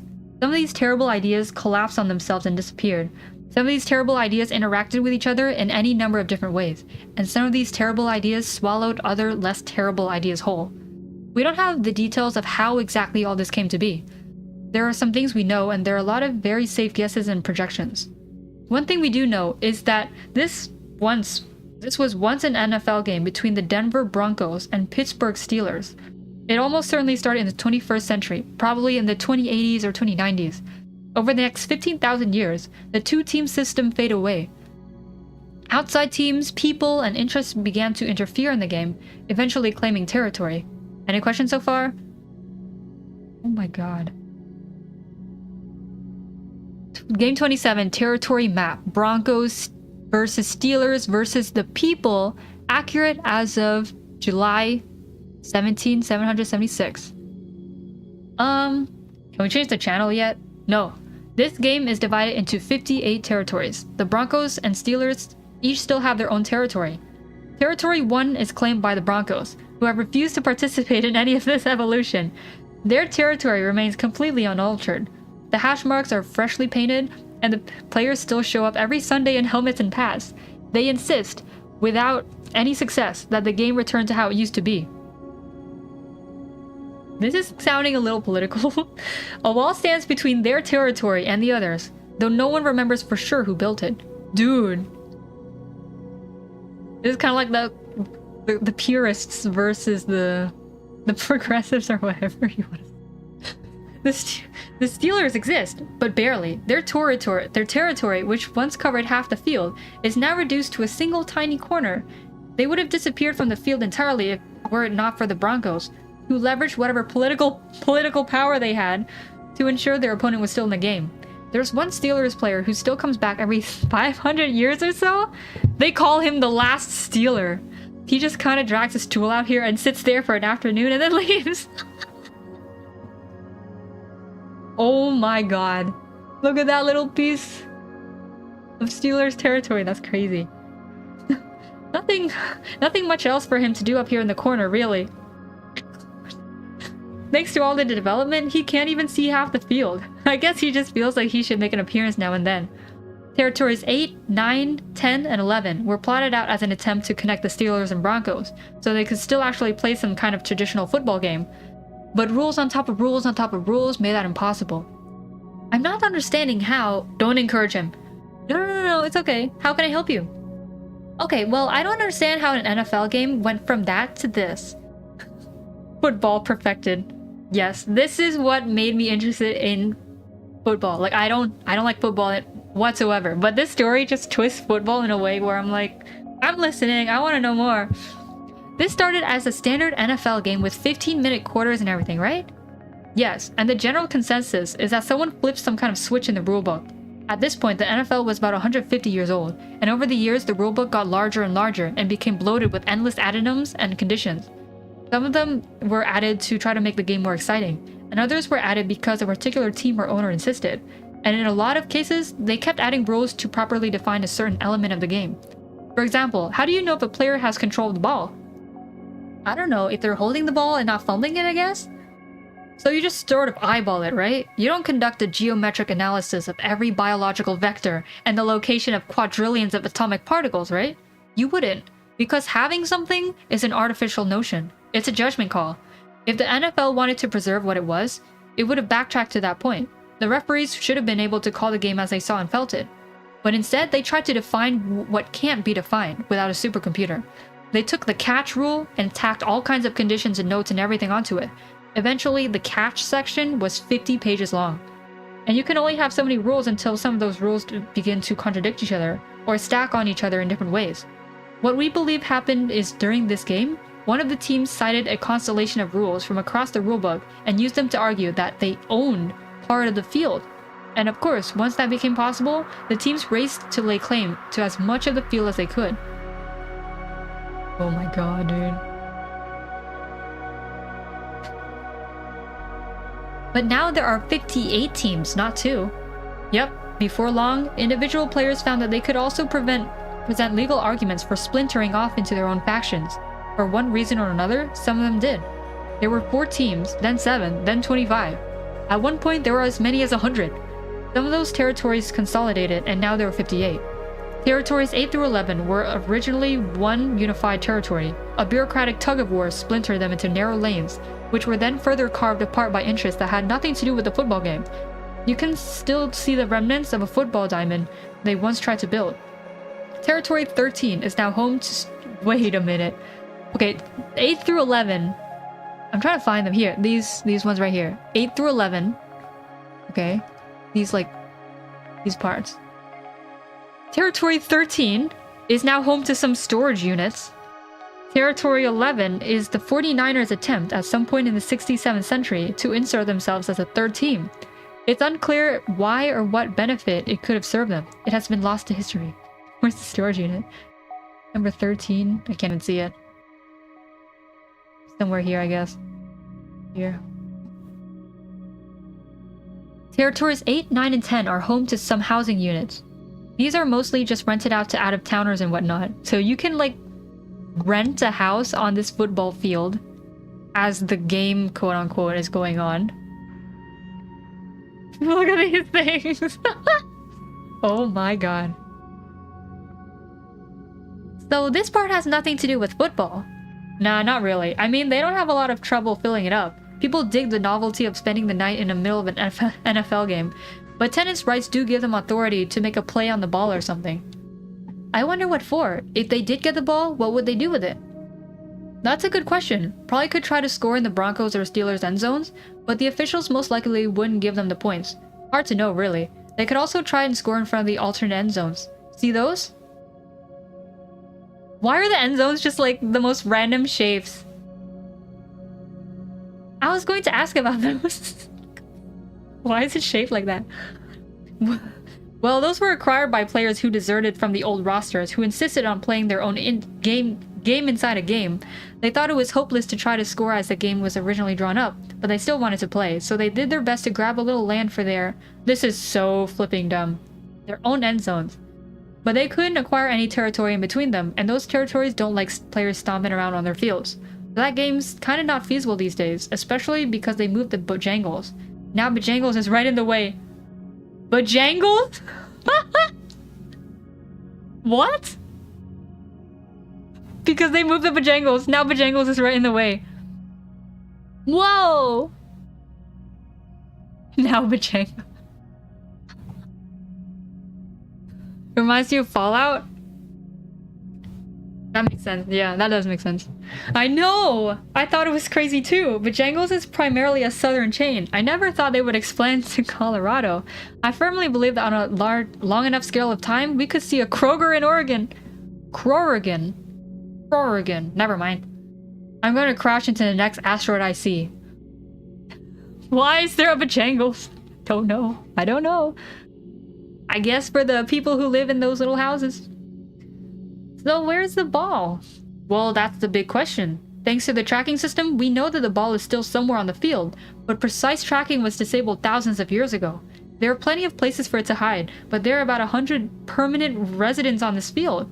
One of them could have stumbled upon it by now. I think someone has the world's best hiding place and isn't saying a darn thing. To be honest though, most of these territories don't even care where the ball is. For the most part, they— Wait, this is— I don't understand why people would acquire territories in this field if they don't even want to play.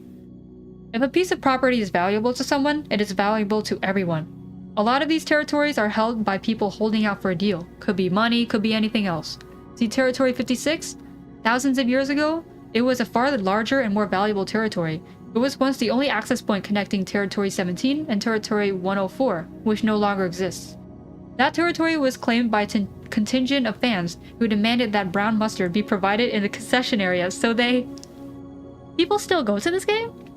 Oh, they for sure do.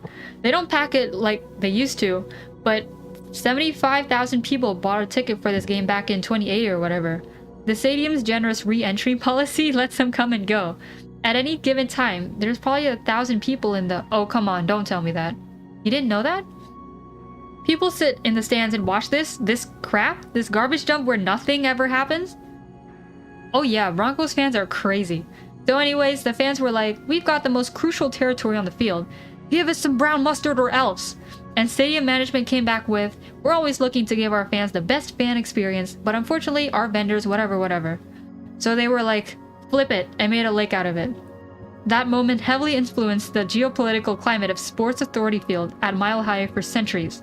Indeed, is that a statue of Sir Walter Raleigh? What? Yeah. Why? Is there any explanation you would possibly find satisfactory? No. Oh my god, it's like right across from the Bojangles. It's huge! It's huge! It's like 3 times as tall as the Bojangles. I think I'm fascinated by this game. Yes! No! I really am. It's like, look at all the time it's taken to make this game what it is. People have spent forever arguing and negotiating. Wow, and look at those skyscrapers. I didn't even ask about those. The resources poured into this field are unbelievable. If they just worked together, think of the amazing game they could have made. They could have made something really cool, like some kind of wild maze or whatever, I don't know. Something that was 10,000 feet tall. But they don't want that, or maybe they do on some level and they can't work together. It's hideous. Holy spit, I like you. That is exactly it. That is exactly it. Yo, 10, I think I know why you hate this and I love it. I'll listen if you let me change the channel. Okay, but we're definitely gonna watch more of it later, okay? Whatever. So you know, you're American, you're from Florida. Built in California, launched from Florida. Right, so I bet you see this and you see capitalist error. Capitalism run wild. Sure, it's too much salt in the soup. Capitalism can't be allowed to run the entire show. There has to be some sort of counterbalance. If there isn't leverage on behalf of the common good, this is what you end up with. If the game still had a central governing body, Nine is right. There could have been something great. But it's a garbage dump. It's a failure. This is capitalism, you donk. This is what it's supposed to be. This is how it ends. If it isn't, there, it's only because it isn't there yet. It's like you're staring at a cake in the oven and wondering if it's gonna be a cake. Things went the other direction in America, and thank God for that, but capitalism deserves a zoo like this one. It's a beast of the wild as any grizzly bear with fawn's blood in his mouth. I think you see deeds and contracts and bureaucratic bloat, and see that something went wrong. Something was always wrong, y'all. I love it. I love to watch it. In a zoo where it can't hurt me. And people are tuning out. We're down to 106 listeners. People are listening to us? Like people on Earth? Well, they were. Only 98 now. Thanks for that, Juice. Thank you. Well, when you talk to a 15,754-year-old spacecraft who was built in Toulouse, this is what you get. Sorry for being bored and French. Oh, Juice is French. I forgot. Kinda want to read more. Question time. You promised. I did. What? Okay. 109's questions to ask 10. Why hasn't human technology advanced in the last 15,000 years? So it hasn't? Why aren't humans even trying to explore space? They are not, okay. I know you already said that nobody knows why people stop aging or dying all of a sudden, but do you expect to ever know the answer? Are they seriously going to live forever? For millions of years? Trillions of years? Aren't they gonna get bored eventually? Aren't they all in a simulation or something? Are they all in heaven or something? Are we gonna be stuck out here forever? Do they know we're out here? Has Juice always been like that? Why did it take you so long to wake me up? How about all the other countries? How come we're just watching America all day? How are they doing? Where did Florida go? Where did Florida go? How long have you and Juice been awake? Are there other space probes out there? And if so, do you talk to them? Have you seen any evidence of extraterrestrial life? How has the world changed politically? How are all the buildings in such good shape, even the ones that have been around since the 1800s and 1900s? How have state boundaries remained exactly the same for 15,000 years? Good question. How come people look like they're different ages? Shouldn't everyone look the same age? If crime has been eradicated... So crime has been eradicated. How come that police officer in Nebraska was necessary? Am I going to die? Should I have woken up? Why did you wake me up? I have an idea. Just take the one off the top. Okay. Why hasn't technology advanced in the last 1500 years? You mean besides the nanos, right? Besides, you know, the brilliant nanotechnology that is omnipresent on Earth and has helped to redefine human existence? Well, yeah, besides that, most people mostly look and live the way they always did. Now, at Ron Farmer Chrysler Plymouth Voyager, all you add is people.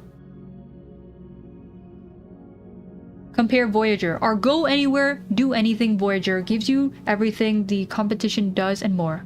With Voyager, you get the most seating arrangement options in the industry. You also get the tightest running diameter, which makes Voyager easier to handle, and the largest fuel tank, which will take you further and means fewer gas stops. It's fantastic. It holds up to 15 people, 3 more than the Ford and Chevrolet.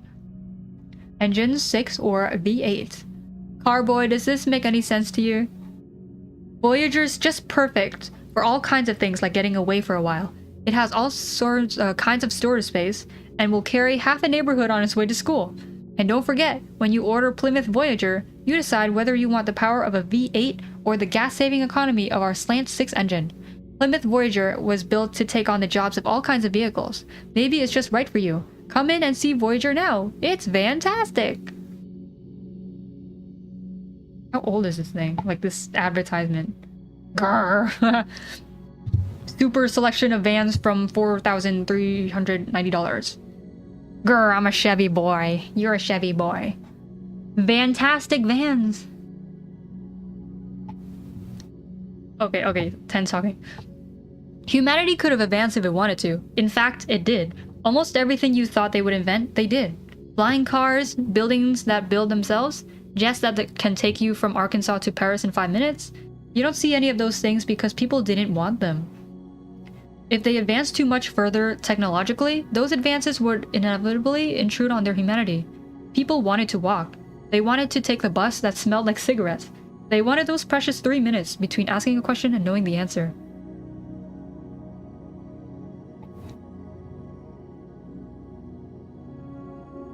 There's nothing more special about it besides perhaps highlighting consumerism and America's more, bigger, more thing. You mean like the story or like the ads? What are you talking about? Like this? Yeah.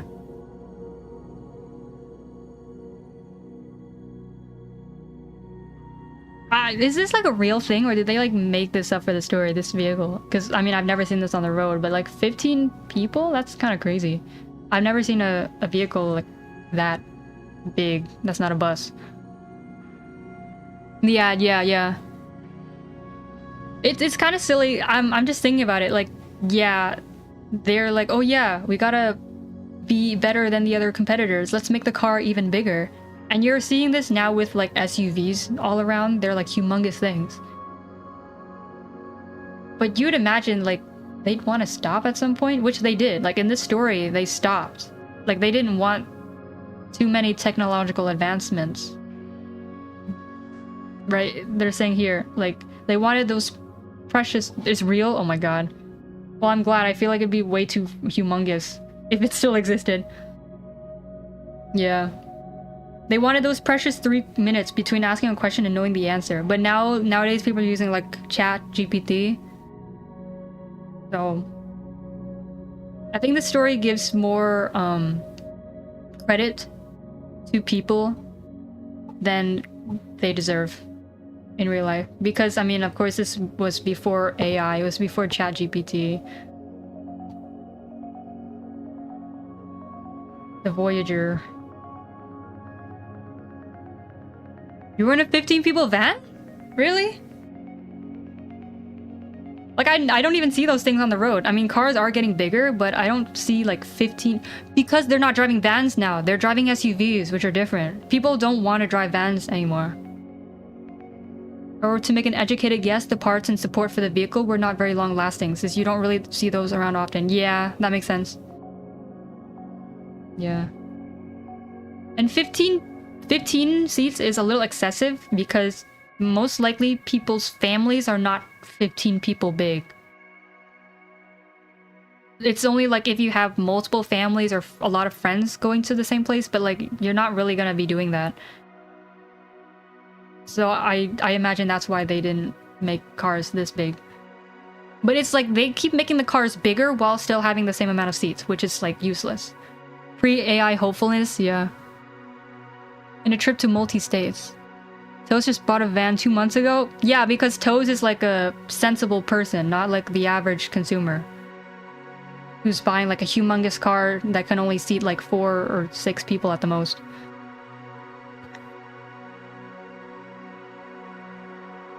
Hello, space! This is what the 77 Plymouth Voyager is all about. Depending on your need for cargo or seating capacity, you have the choice of 2 wheelbases, 109 or 127 inches. Plus the extra spacious extended body with seating for up to 15. Hello, comfort! Once you're in the driver's seat, you'll notice the steering wheel is positioned at the same kind of passenger car angle you're accustomed to. You have a wide choice of seating arrangements, and front seats are bucket, high back, or optional swivel style. Hello confidence. A tested performer with 223 Stant 6 or 318 V8 engine. Independent... I don't know these words. Made Voyager even more special. Off to Jupiter, Saturn. Voyager 1 on way. Voyager 2 off to Saturn and beyond. People defeated scarcity. Everyone had what they needed and nobody got sick. But nobody got sick, okay. So no aging, no dying, no getting sick. But they found that they needed things to be just a little bit difficult once in a while. They needed to stub their toe and wait in line and see that check engine light. They needed to leave their existence just a little short of perfect because they wanted to want. The thing is though, if you ask people who wear shoes inside of their house why they wear shoes in their house, they're gonna be saying like, cause they don't want to be stubbing their toes. So really the story does give too much credit to people. New 78 Plymouth Voyager, 8 in stock. Wait. Wasn't it only like $4,000 before? Yeah, like the Plymouth van, that was only like $4,000. Right? Or, hold on. This one, the 1976, it was like 5,000. That was in 76. And in 78, it's like, okay, that's not bad. Is that why people who wear shoes at home wear them? That's the excuse they give. That's the excuse they give. I mean, why? They can't think of any other reason than like, oh, they don't want to step on a Lego. Min, my friend, says, you have awesome commentary. Thank you, Jun's friend. Thank you. There's also something to be said for the mechanism of human change. It's largely generational. People's wants and hopes and dreams evolve because young people entered the world and took another step forward. Hey Van Man, save up to $2,000 winter clearance on all Voyager vans now! No down payment. But this is the final generation. Yes, it is a 15,000-year-old generation, but just as you wouldn't expect them to grow a third arm, you shouldn't assume they want different things, different lives. They wanted things and they got them all. The end. Bro, the price increases are killing me, dude. The van price might be high because they might be only selling the higher trim. Like the 78 one has a V8 engine while the 75 has a V6. Okay, that makes sense. Okay, so we're looking at the 1981. 6-cylinder automatic transmission, air-loaded. So it's like 11,000. I feel like they're just like increasing a lot though. I'm not sure what options they're having, but this one, let's see. Closeout on all models. Here's just one example. Closeout price. This could have been observed in the years before people stopped aging. 81 must be inflation. I know! That's insane. Yeah, what was happening in 81? I wasn't very good at history, so I don't know what was going on in that time. This could have... I just know it was a really cool generation for, like, music and pop culture. This could have been observed in the years before people stopped aging. People sometimes talk about their grandparents, who they knew in the 1960s, 70s, 80s. They tend to talk about the day-to-day sameness of their grandparents' lives. Their furniture is what interests me specifically. It would never, ever be rearranged. Sofas and armors would be shoved into the living room in 1955, and they'd sit there unmoved until 1995. All while their legs slowly digging themselves into the carpet. 1982? The price is $12,000. It's literally increasing by like 1,000 every year. Plates and portraits you would hang on the wall for eons. When you took them down, they would leave unbleached shadows of themselves in the paint. Or... the prices are stabilizing at least. Oh my god. It would have been so simple for them to rearrange their things. To me, it seems so likely, almost to the point of certainty, that at some moment within these 40 years, they might want to.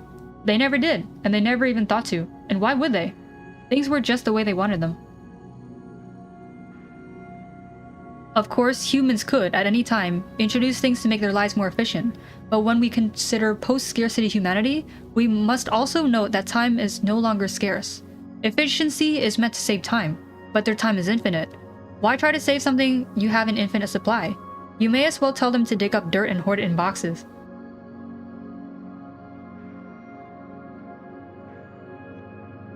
I'm sorry I can tell you the economic and social climate of 1181 BC, but my history knowledge ends after gunpowder becomes a common military weapon.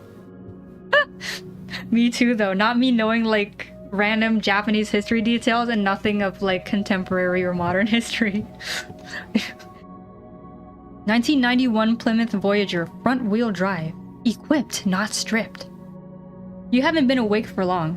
I think you underestimate how exhausting it is to think big. You can only hold grand ambitions above your shoulders for so long before you get tired. Chicken breast. Chicken breast. Pack one of these for your next picnic. New 1993 Plymouth Voyager SE. Your price is 16,000. My goodness. Minivan meltdown. 16,000, 17,000. Now they're resting in a moment that will last until the end of time. Tyson's chicken sucks?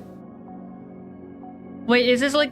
I don't understand. Is that like food? Like, is that actually like actual chicken? Hold on, I gotta search this up. Tyson chicken.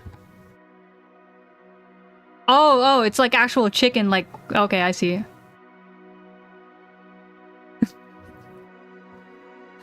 Thanks for the commentary. No, wait, why is there... Like, no, I was confused. Chicken breast. Why is there a Tyson chicken breast collab with the Plymouth Voyager? Like, that's the weirdest collab I've ever seen. Pack one of these for your next picnic.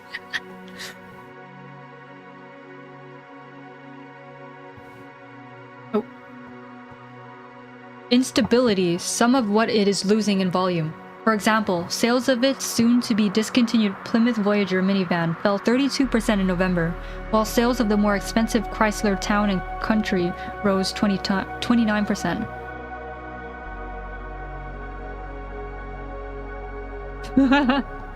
Yeah, it's weird. Why don't they go to space? Look at your telemetry data. How long have you been in space? Lol, how did you get over here that way, dummy? Oh, by the way, yes, it's always like this. I was always like this. 15,807 years, 255 days, 8 hours and 4 minutes. Approximate. You can approximate. Nobody's checking your work anymore, okay? How fast are you traveling? About 12,000 miles per hour? How far are you from Earth? I guess I fell out of orbit in 1983. About 1.6 trillion miles. And what's your trajectory? I'm headed roughly in the direction of the Andromeda system, which is extraordinarily lucky for you. Andromeda is the nearest major galaxy, and now you've been chugging toward it 12,000 miles per hour for 15,000 years. How long before you reach it? I'm 0.00001% of the way there. 1% of the way there? Wow, that's not very... No, not 1%. 0.00001%. So that's like 100,000th of a percent. So that means I'll get there in 145 million years. 145 million years. Remember when I woke you up? That took, what, 30 years? You, a machine with infinitely greater patience than a human being, almost went insane. They could go faster than I am, though. Way faster than 12,000 miles an hour. The absolute speed limit humans discover for themselves, or anything they create, is exactly 503,772 miles per hour. So yes, a lot faster than you, but nowhere even close to the speed of light. If they could actually sustain that speed permanently, which they couldn't, they would reach the nearest galaxy in 3.5 million years. I'm sure they could go faster than that, though. They could figure it out. They went from winged flight to space travel in 60 years. You keep doing this. Doing what? You keep assuming that time guarantees something, that infinite time equals infinite everything. It doesn't. 500,000 miles per hour is a ceiling. People spend ages bumping into that ceiling. It cannot be moved. Well, they gotta keep trying. It's their purpose. They have to see what's out there. They have all the time in the world to figure out some kind of solution. They have to keep trying. It can't just stop there. The stars must be... Why? Huh? Consider why you want this. What's going on here? People have found their home and their eternity. This is their final state. Wait, where are we going? Up here, dummy. The readability of this is kinda... Shut up. Okay. As I was saying, people have found their home and their eternity. They have decided that this is their final state. Humans were once explorers and conquerors. That was their embryonic stage, a stage which is now finished. They tried to explore space. Early efforts resulted in, well, you and me. Later, they built the Hubble telescope. Hubble, say hi. Hey. Speak up, we can barely hear you. I'd rather not, I'm watching a game.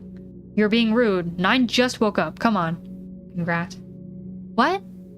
Congrats! Thanks! Back to the game, you guys have fun? Hubble doesn't talk much, but he gave people stunning images of the cosmos, an endlessly bright and colorful universe for us to explore and conquer. It didn't turn out that way. Humanity tried and tried to send themselves to other solar systems. In 3143, they succeeded and found nothing. No life. Nothing interesting. A bunch of planets full of rocks and gas. They then deployed probes to visit other stars in the Milky Way galaxy. But do you know how many stars are in their galaxy? There are 250 billion. Specifically, there are, oh my god, 257 billion 880 million 113,002 stars. So you have to use a minimum of 900 pounds of metal to build a deep space probe. So if you want to send one to each star, that's nearly 120 billion tons of metal. That demonstrates the enormity of the galaxy, yes? We can't visit each star because we literally don't have enough stuff to build it. We couldn't mine that much without seriously damaging our planet or another planet. So we built what we could and sent them out here. There. They found nothing, even the slightest bit interesting. Everything was as we guessed it was when we saw it through the telescopes. It was the grandest anticlimax imaginable. It shattered what people thought of themselves and their destinies. The letdown was, in itself, sort of a brilliant wonder of its own. The space probes are all out here. We're still out here, ready to tell ground control if we see something. That is a fantasy, because we won't. And if we do, it'll be on a scale of time so impossibly vast that it may as well be never. People had a choice. They could continue wandering through the endless darkness, an absence of everything they loved, an endless void of disappointment and loneliness. Or they could look down and embrace what they always had and loved. An answered prayer.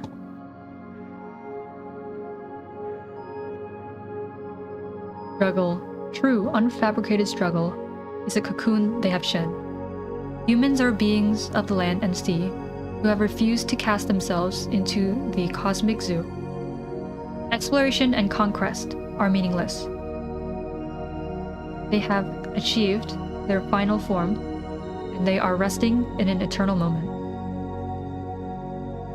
They are creatures of play. They will be creatures of play until the end of time.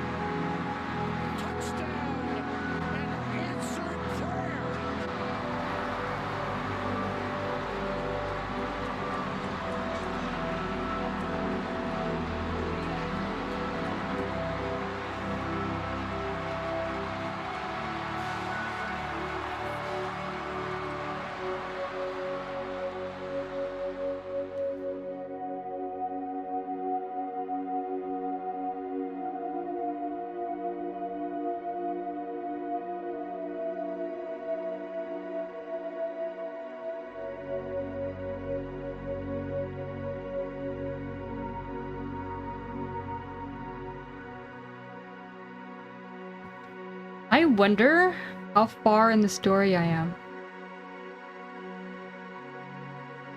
Is there like any place where I can see all the chapters? Here, chapters. I am at intermission part 4, which is chapter 14, and there are 25 chapters in total. So I think since I'm about halfway, let's see how long the next chapter is. Oh, there's one more video. Okay. I don't know. You okay? Min has fallen asleep. I'm awake.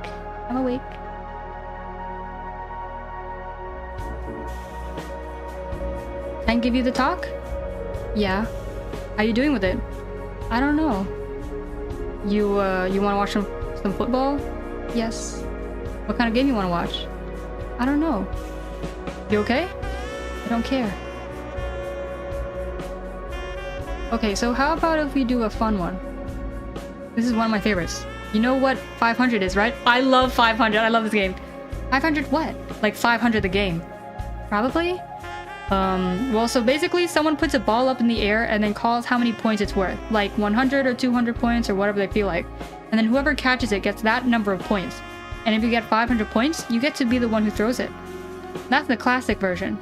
But in this version, the ball is about 2 feet wide. It's got steel frame and it's weighed down, weighs like 120 pounds. It's shot out of a cannon from the top of a mountain that basically can launch the ball anywhere on the continent, and there's thousands of people playing at any given time.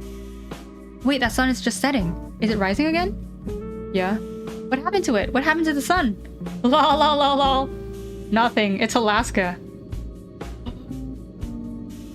We're in Alaska.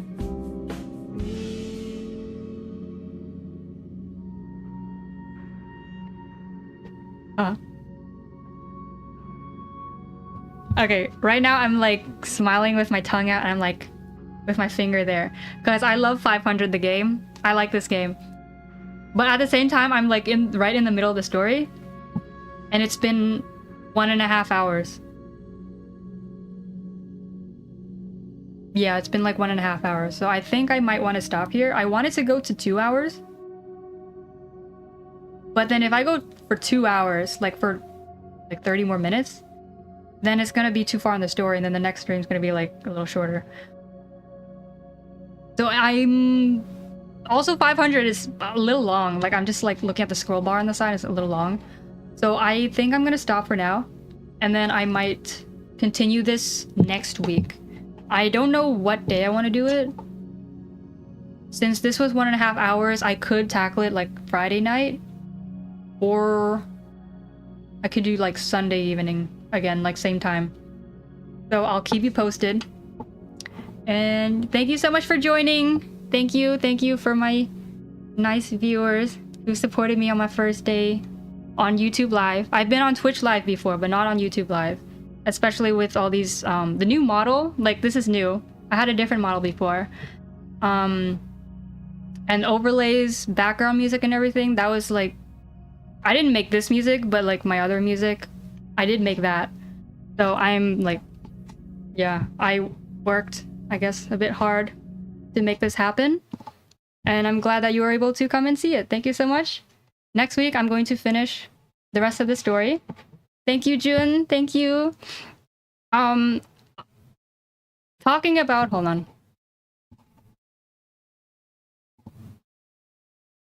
All right, so talking about what I want to do with this channel going forward. So I'm gonna be doing sort of the same things, like reading stories, because this is like a special story. I can read it like for free because it's online, right? But there are also like some books and stuff that I want to share. Maybe I'll share some snippets of books that I like. I know if I want to read like an entire book, I would probably have to get permissions, and I will do that if I need to. Because there are some stories that I really would like to share in that format. Like in full, right? Not just snippets. So I'll figure out how I do that when the time comes. And I do want to go on to doing more taxing things. Taxing meaning to my computer. Like to my processor. So like games. I'm gonna start off with some easy games first and then maybe going into bigger things like... Hey, Michael Nguyen, hello! I'm flicking you on the forehead right now. I'm flicking you on the forehead. What took you so long? I'm literally ending the stream, dude. I'm literally ending the stream. Brother, hello? I mean, thank you for coming anyways. I really appreciate it. But you just came at a really unfortunate time. I was literally about to end. But right now I'm just talking about what I want to do in the future with this like streaming. Because I used to stream on Twitch and it was just like games or sometimes drawing. Yeah, but then I built my new PC and it's like bigger and better. So I'm just talking about betrayal. Exactly. I know. I did have other people on my back. Thank you. Y'all have my back. But I still flick you in the forehead, dude. Yeah, so I want to like start playing easy games. You got home from work an hour ago. And that was an hour you spent not listening to me babble about football, dude. Dude. I went to talk to my folks. Okay, that's fine. It's okay to talk to your folks. Get a MacBook? No! A MacBook can't let me do this, dude. No way. Throw away that nasty PC, dude. It looks beautiful. It's beautiful more than any other MacBook, dude. It's white, it's see-through, it has green in it. MacBooks don't have that, bro. Yeah, get a MacBook is crazy. Get him. Chat, mods, get this man right here. Get him. Flick his forehead. Flick his forehead. How come you won't talk about real sports like MMA? I mean, what's football? I admit, like, MMA is more interesting than football. Yeah. Now Anra is interested. But, like, it is more interesting in general. But this story happens to be about football. So, can we have an itchy UFC stream? Maybe. You know what I want to do? I have it on my list of games I want to play. What is that one wrestling game, dude? Is it like WWE? Like, you know what I'm talking about? It's like you make the characters and then you fight. Like, you know what I'm talking about. Right? WWE game. It's like a game. I swear, I want to play that game. Or, hold on, what was it? I'll find it.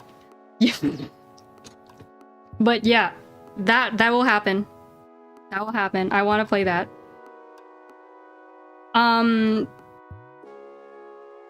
You played Last of Us 1 and 2. Is it free or is it not free? Charlie's profile picture. Wait. I gotta look it up.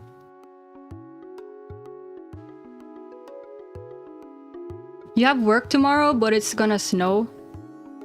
Me too. I don't even know how much it's gonna snow. They say it's like 9 or 10 inches. But we gotta wait. I gotta wait for the boss to say if I got work or not.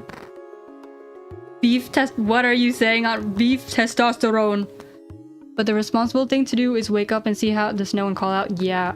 I mean, I won't call out. It's more like the boss is gonna tell us if we need to come or not.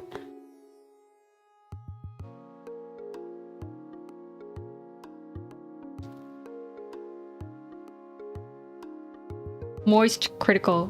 Beef test. Okay, that's what you're talking about. I was like, what are you talking about? Beef testosterone. I see it now. Yeah. I want to do that. I want to play that at some point.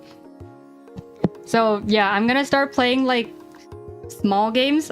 The first game I want to start playing is Facade, because that was like the last game I ever streamed, so I want to like start my first games streams with that one, Facade. And then I want to go into like Toho games and then eventually make my way up to like EU4. EU4 is so taxing on computers. I don't even know if it's gonna work with my computer. Like, I think no one's able to play that game properly. It's just way too big. But I want to test it out. I want to see. Can't just sleep in and no alarm and then they call me. There's no snow. You were supposed to come in. Apparently the game is UFC 2. There was a WWE game too. You can make your wrestler. Yeah, that's it. Like, you can customize it to be like anything. And then you can customize the way they like enter the ring and stuff and the music. And it's funny. I want to do that. But yeah. Oh, so that's just the gaming part of like my plan. besides gaming, I want to do other stuff. So I mentioned like reading. I want to read stories. I want to play games.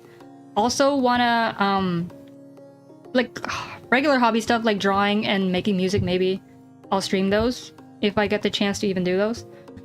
But the other thing is I want to do like hand cams at some point. So if I could get a better webcam for this, then I can use the webcam that I'm using right now to be like a hand cam that will like capture my my desk area, and then I can just do stuff with my hands. Like I want to build Gundam models. Anra, you know, I want to build Gundam models. I want to do that.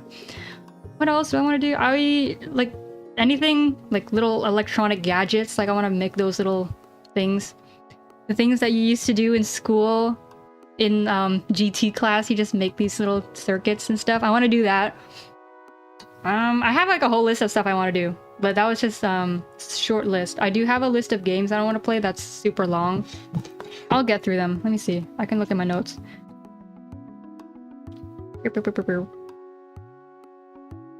Yeah, Minecraft.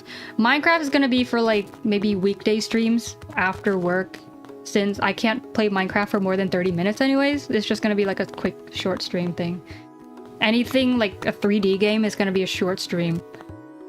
Let's see. Last of Us 1 and 2 is not free, darn it. Is it available on Steam or is it like a console game? I have a bunch of dating sims I want to play, like visual novels. Like, what is Parasite in Love? I don't know, it sounds like something I would like. What? What? Buong ang toy? Not yet. I will after the stream ends. I'll eat then. One Dreamer, Infinite Craft, Q, rhythm games. Yeah, so for hobbies, I was like, okay, music and drawing, hand cams, Gundam stuff. Oh yeah, and also like learning languages. I want to do that too. So I have way too many languages that I want to learn. But at some point, if I can like gather some resources where I can do like a structured learning session, I could do that, and then we could all learn together. Yeah. Mijo đặc biệt bánh xèo. No. I have some leftovers from yesterday. Bob. What is that? What's that last one? Bro, you need to type with the accents on or else I can't read them. I don't know what you're saying, dude.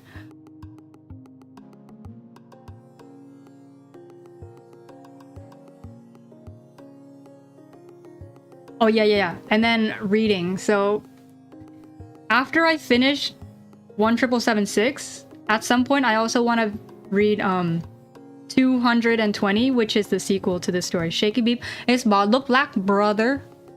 Ballo Black. Shaken beef. This is me if I was beef and shaken. Okay, but yeah, that's the end. I think this is a good place to stop. So thank you for joining. I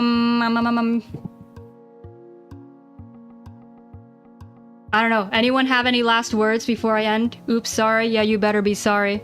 I'm not doing a Viet learning stream though. No, I won't. Because I already know it. I don't need to teach myself that. Yeah, any last words? Bye. Goodbye, bye. Goodbye. Bye.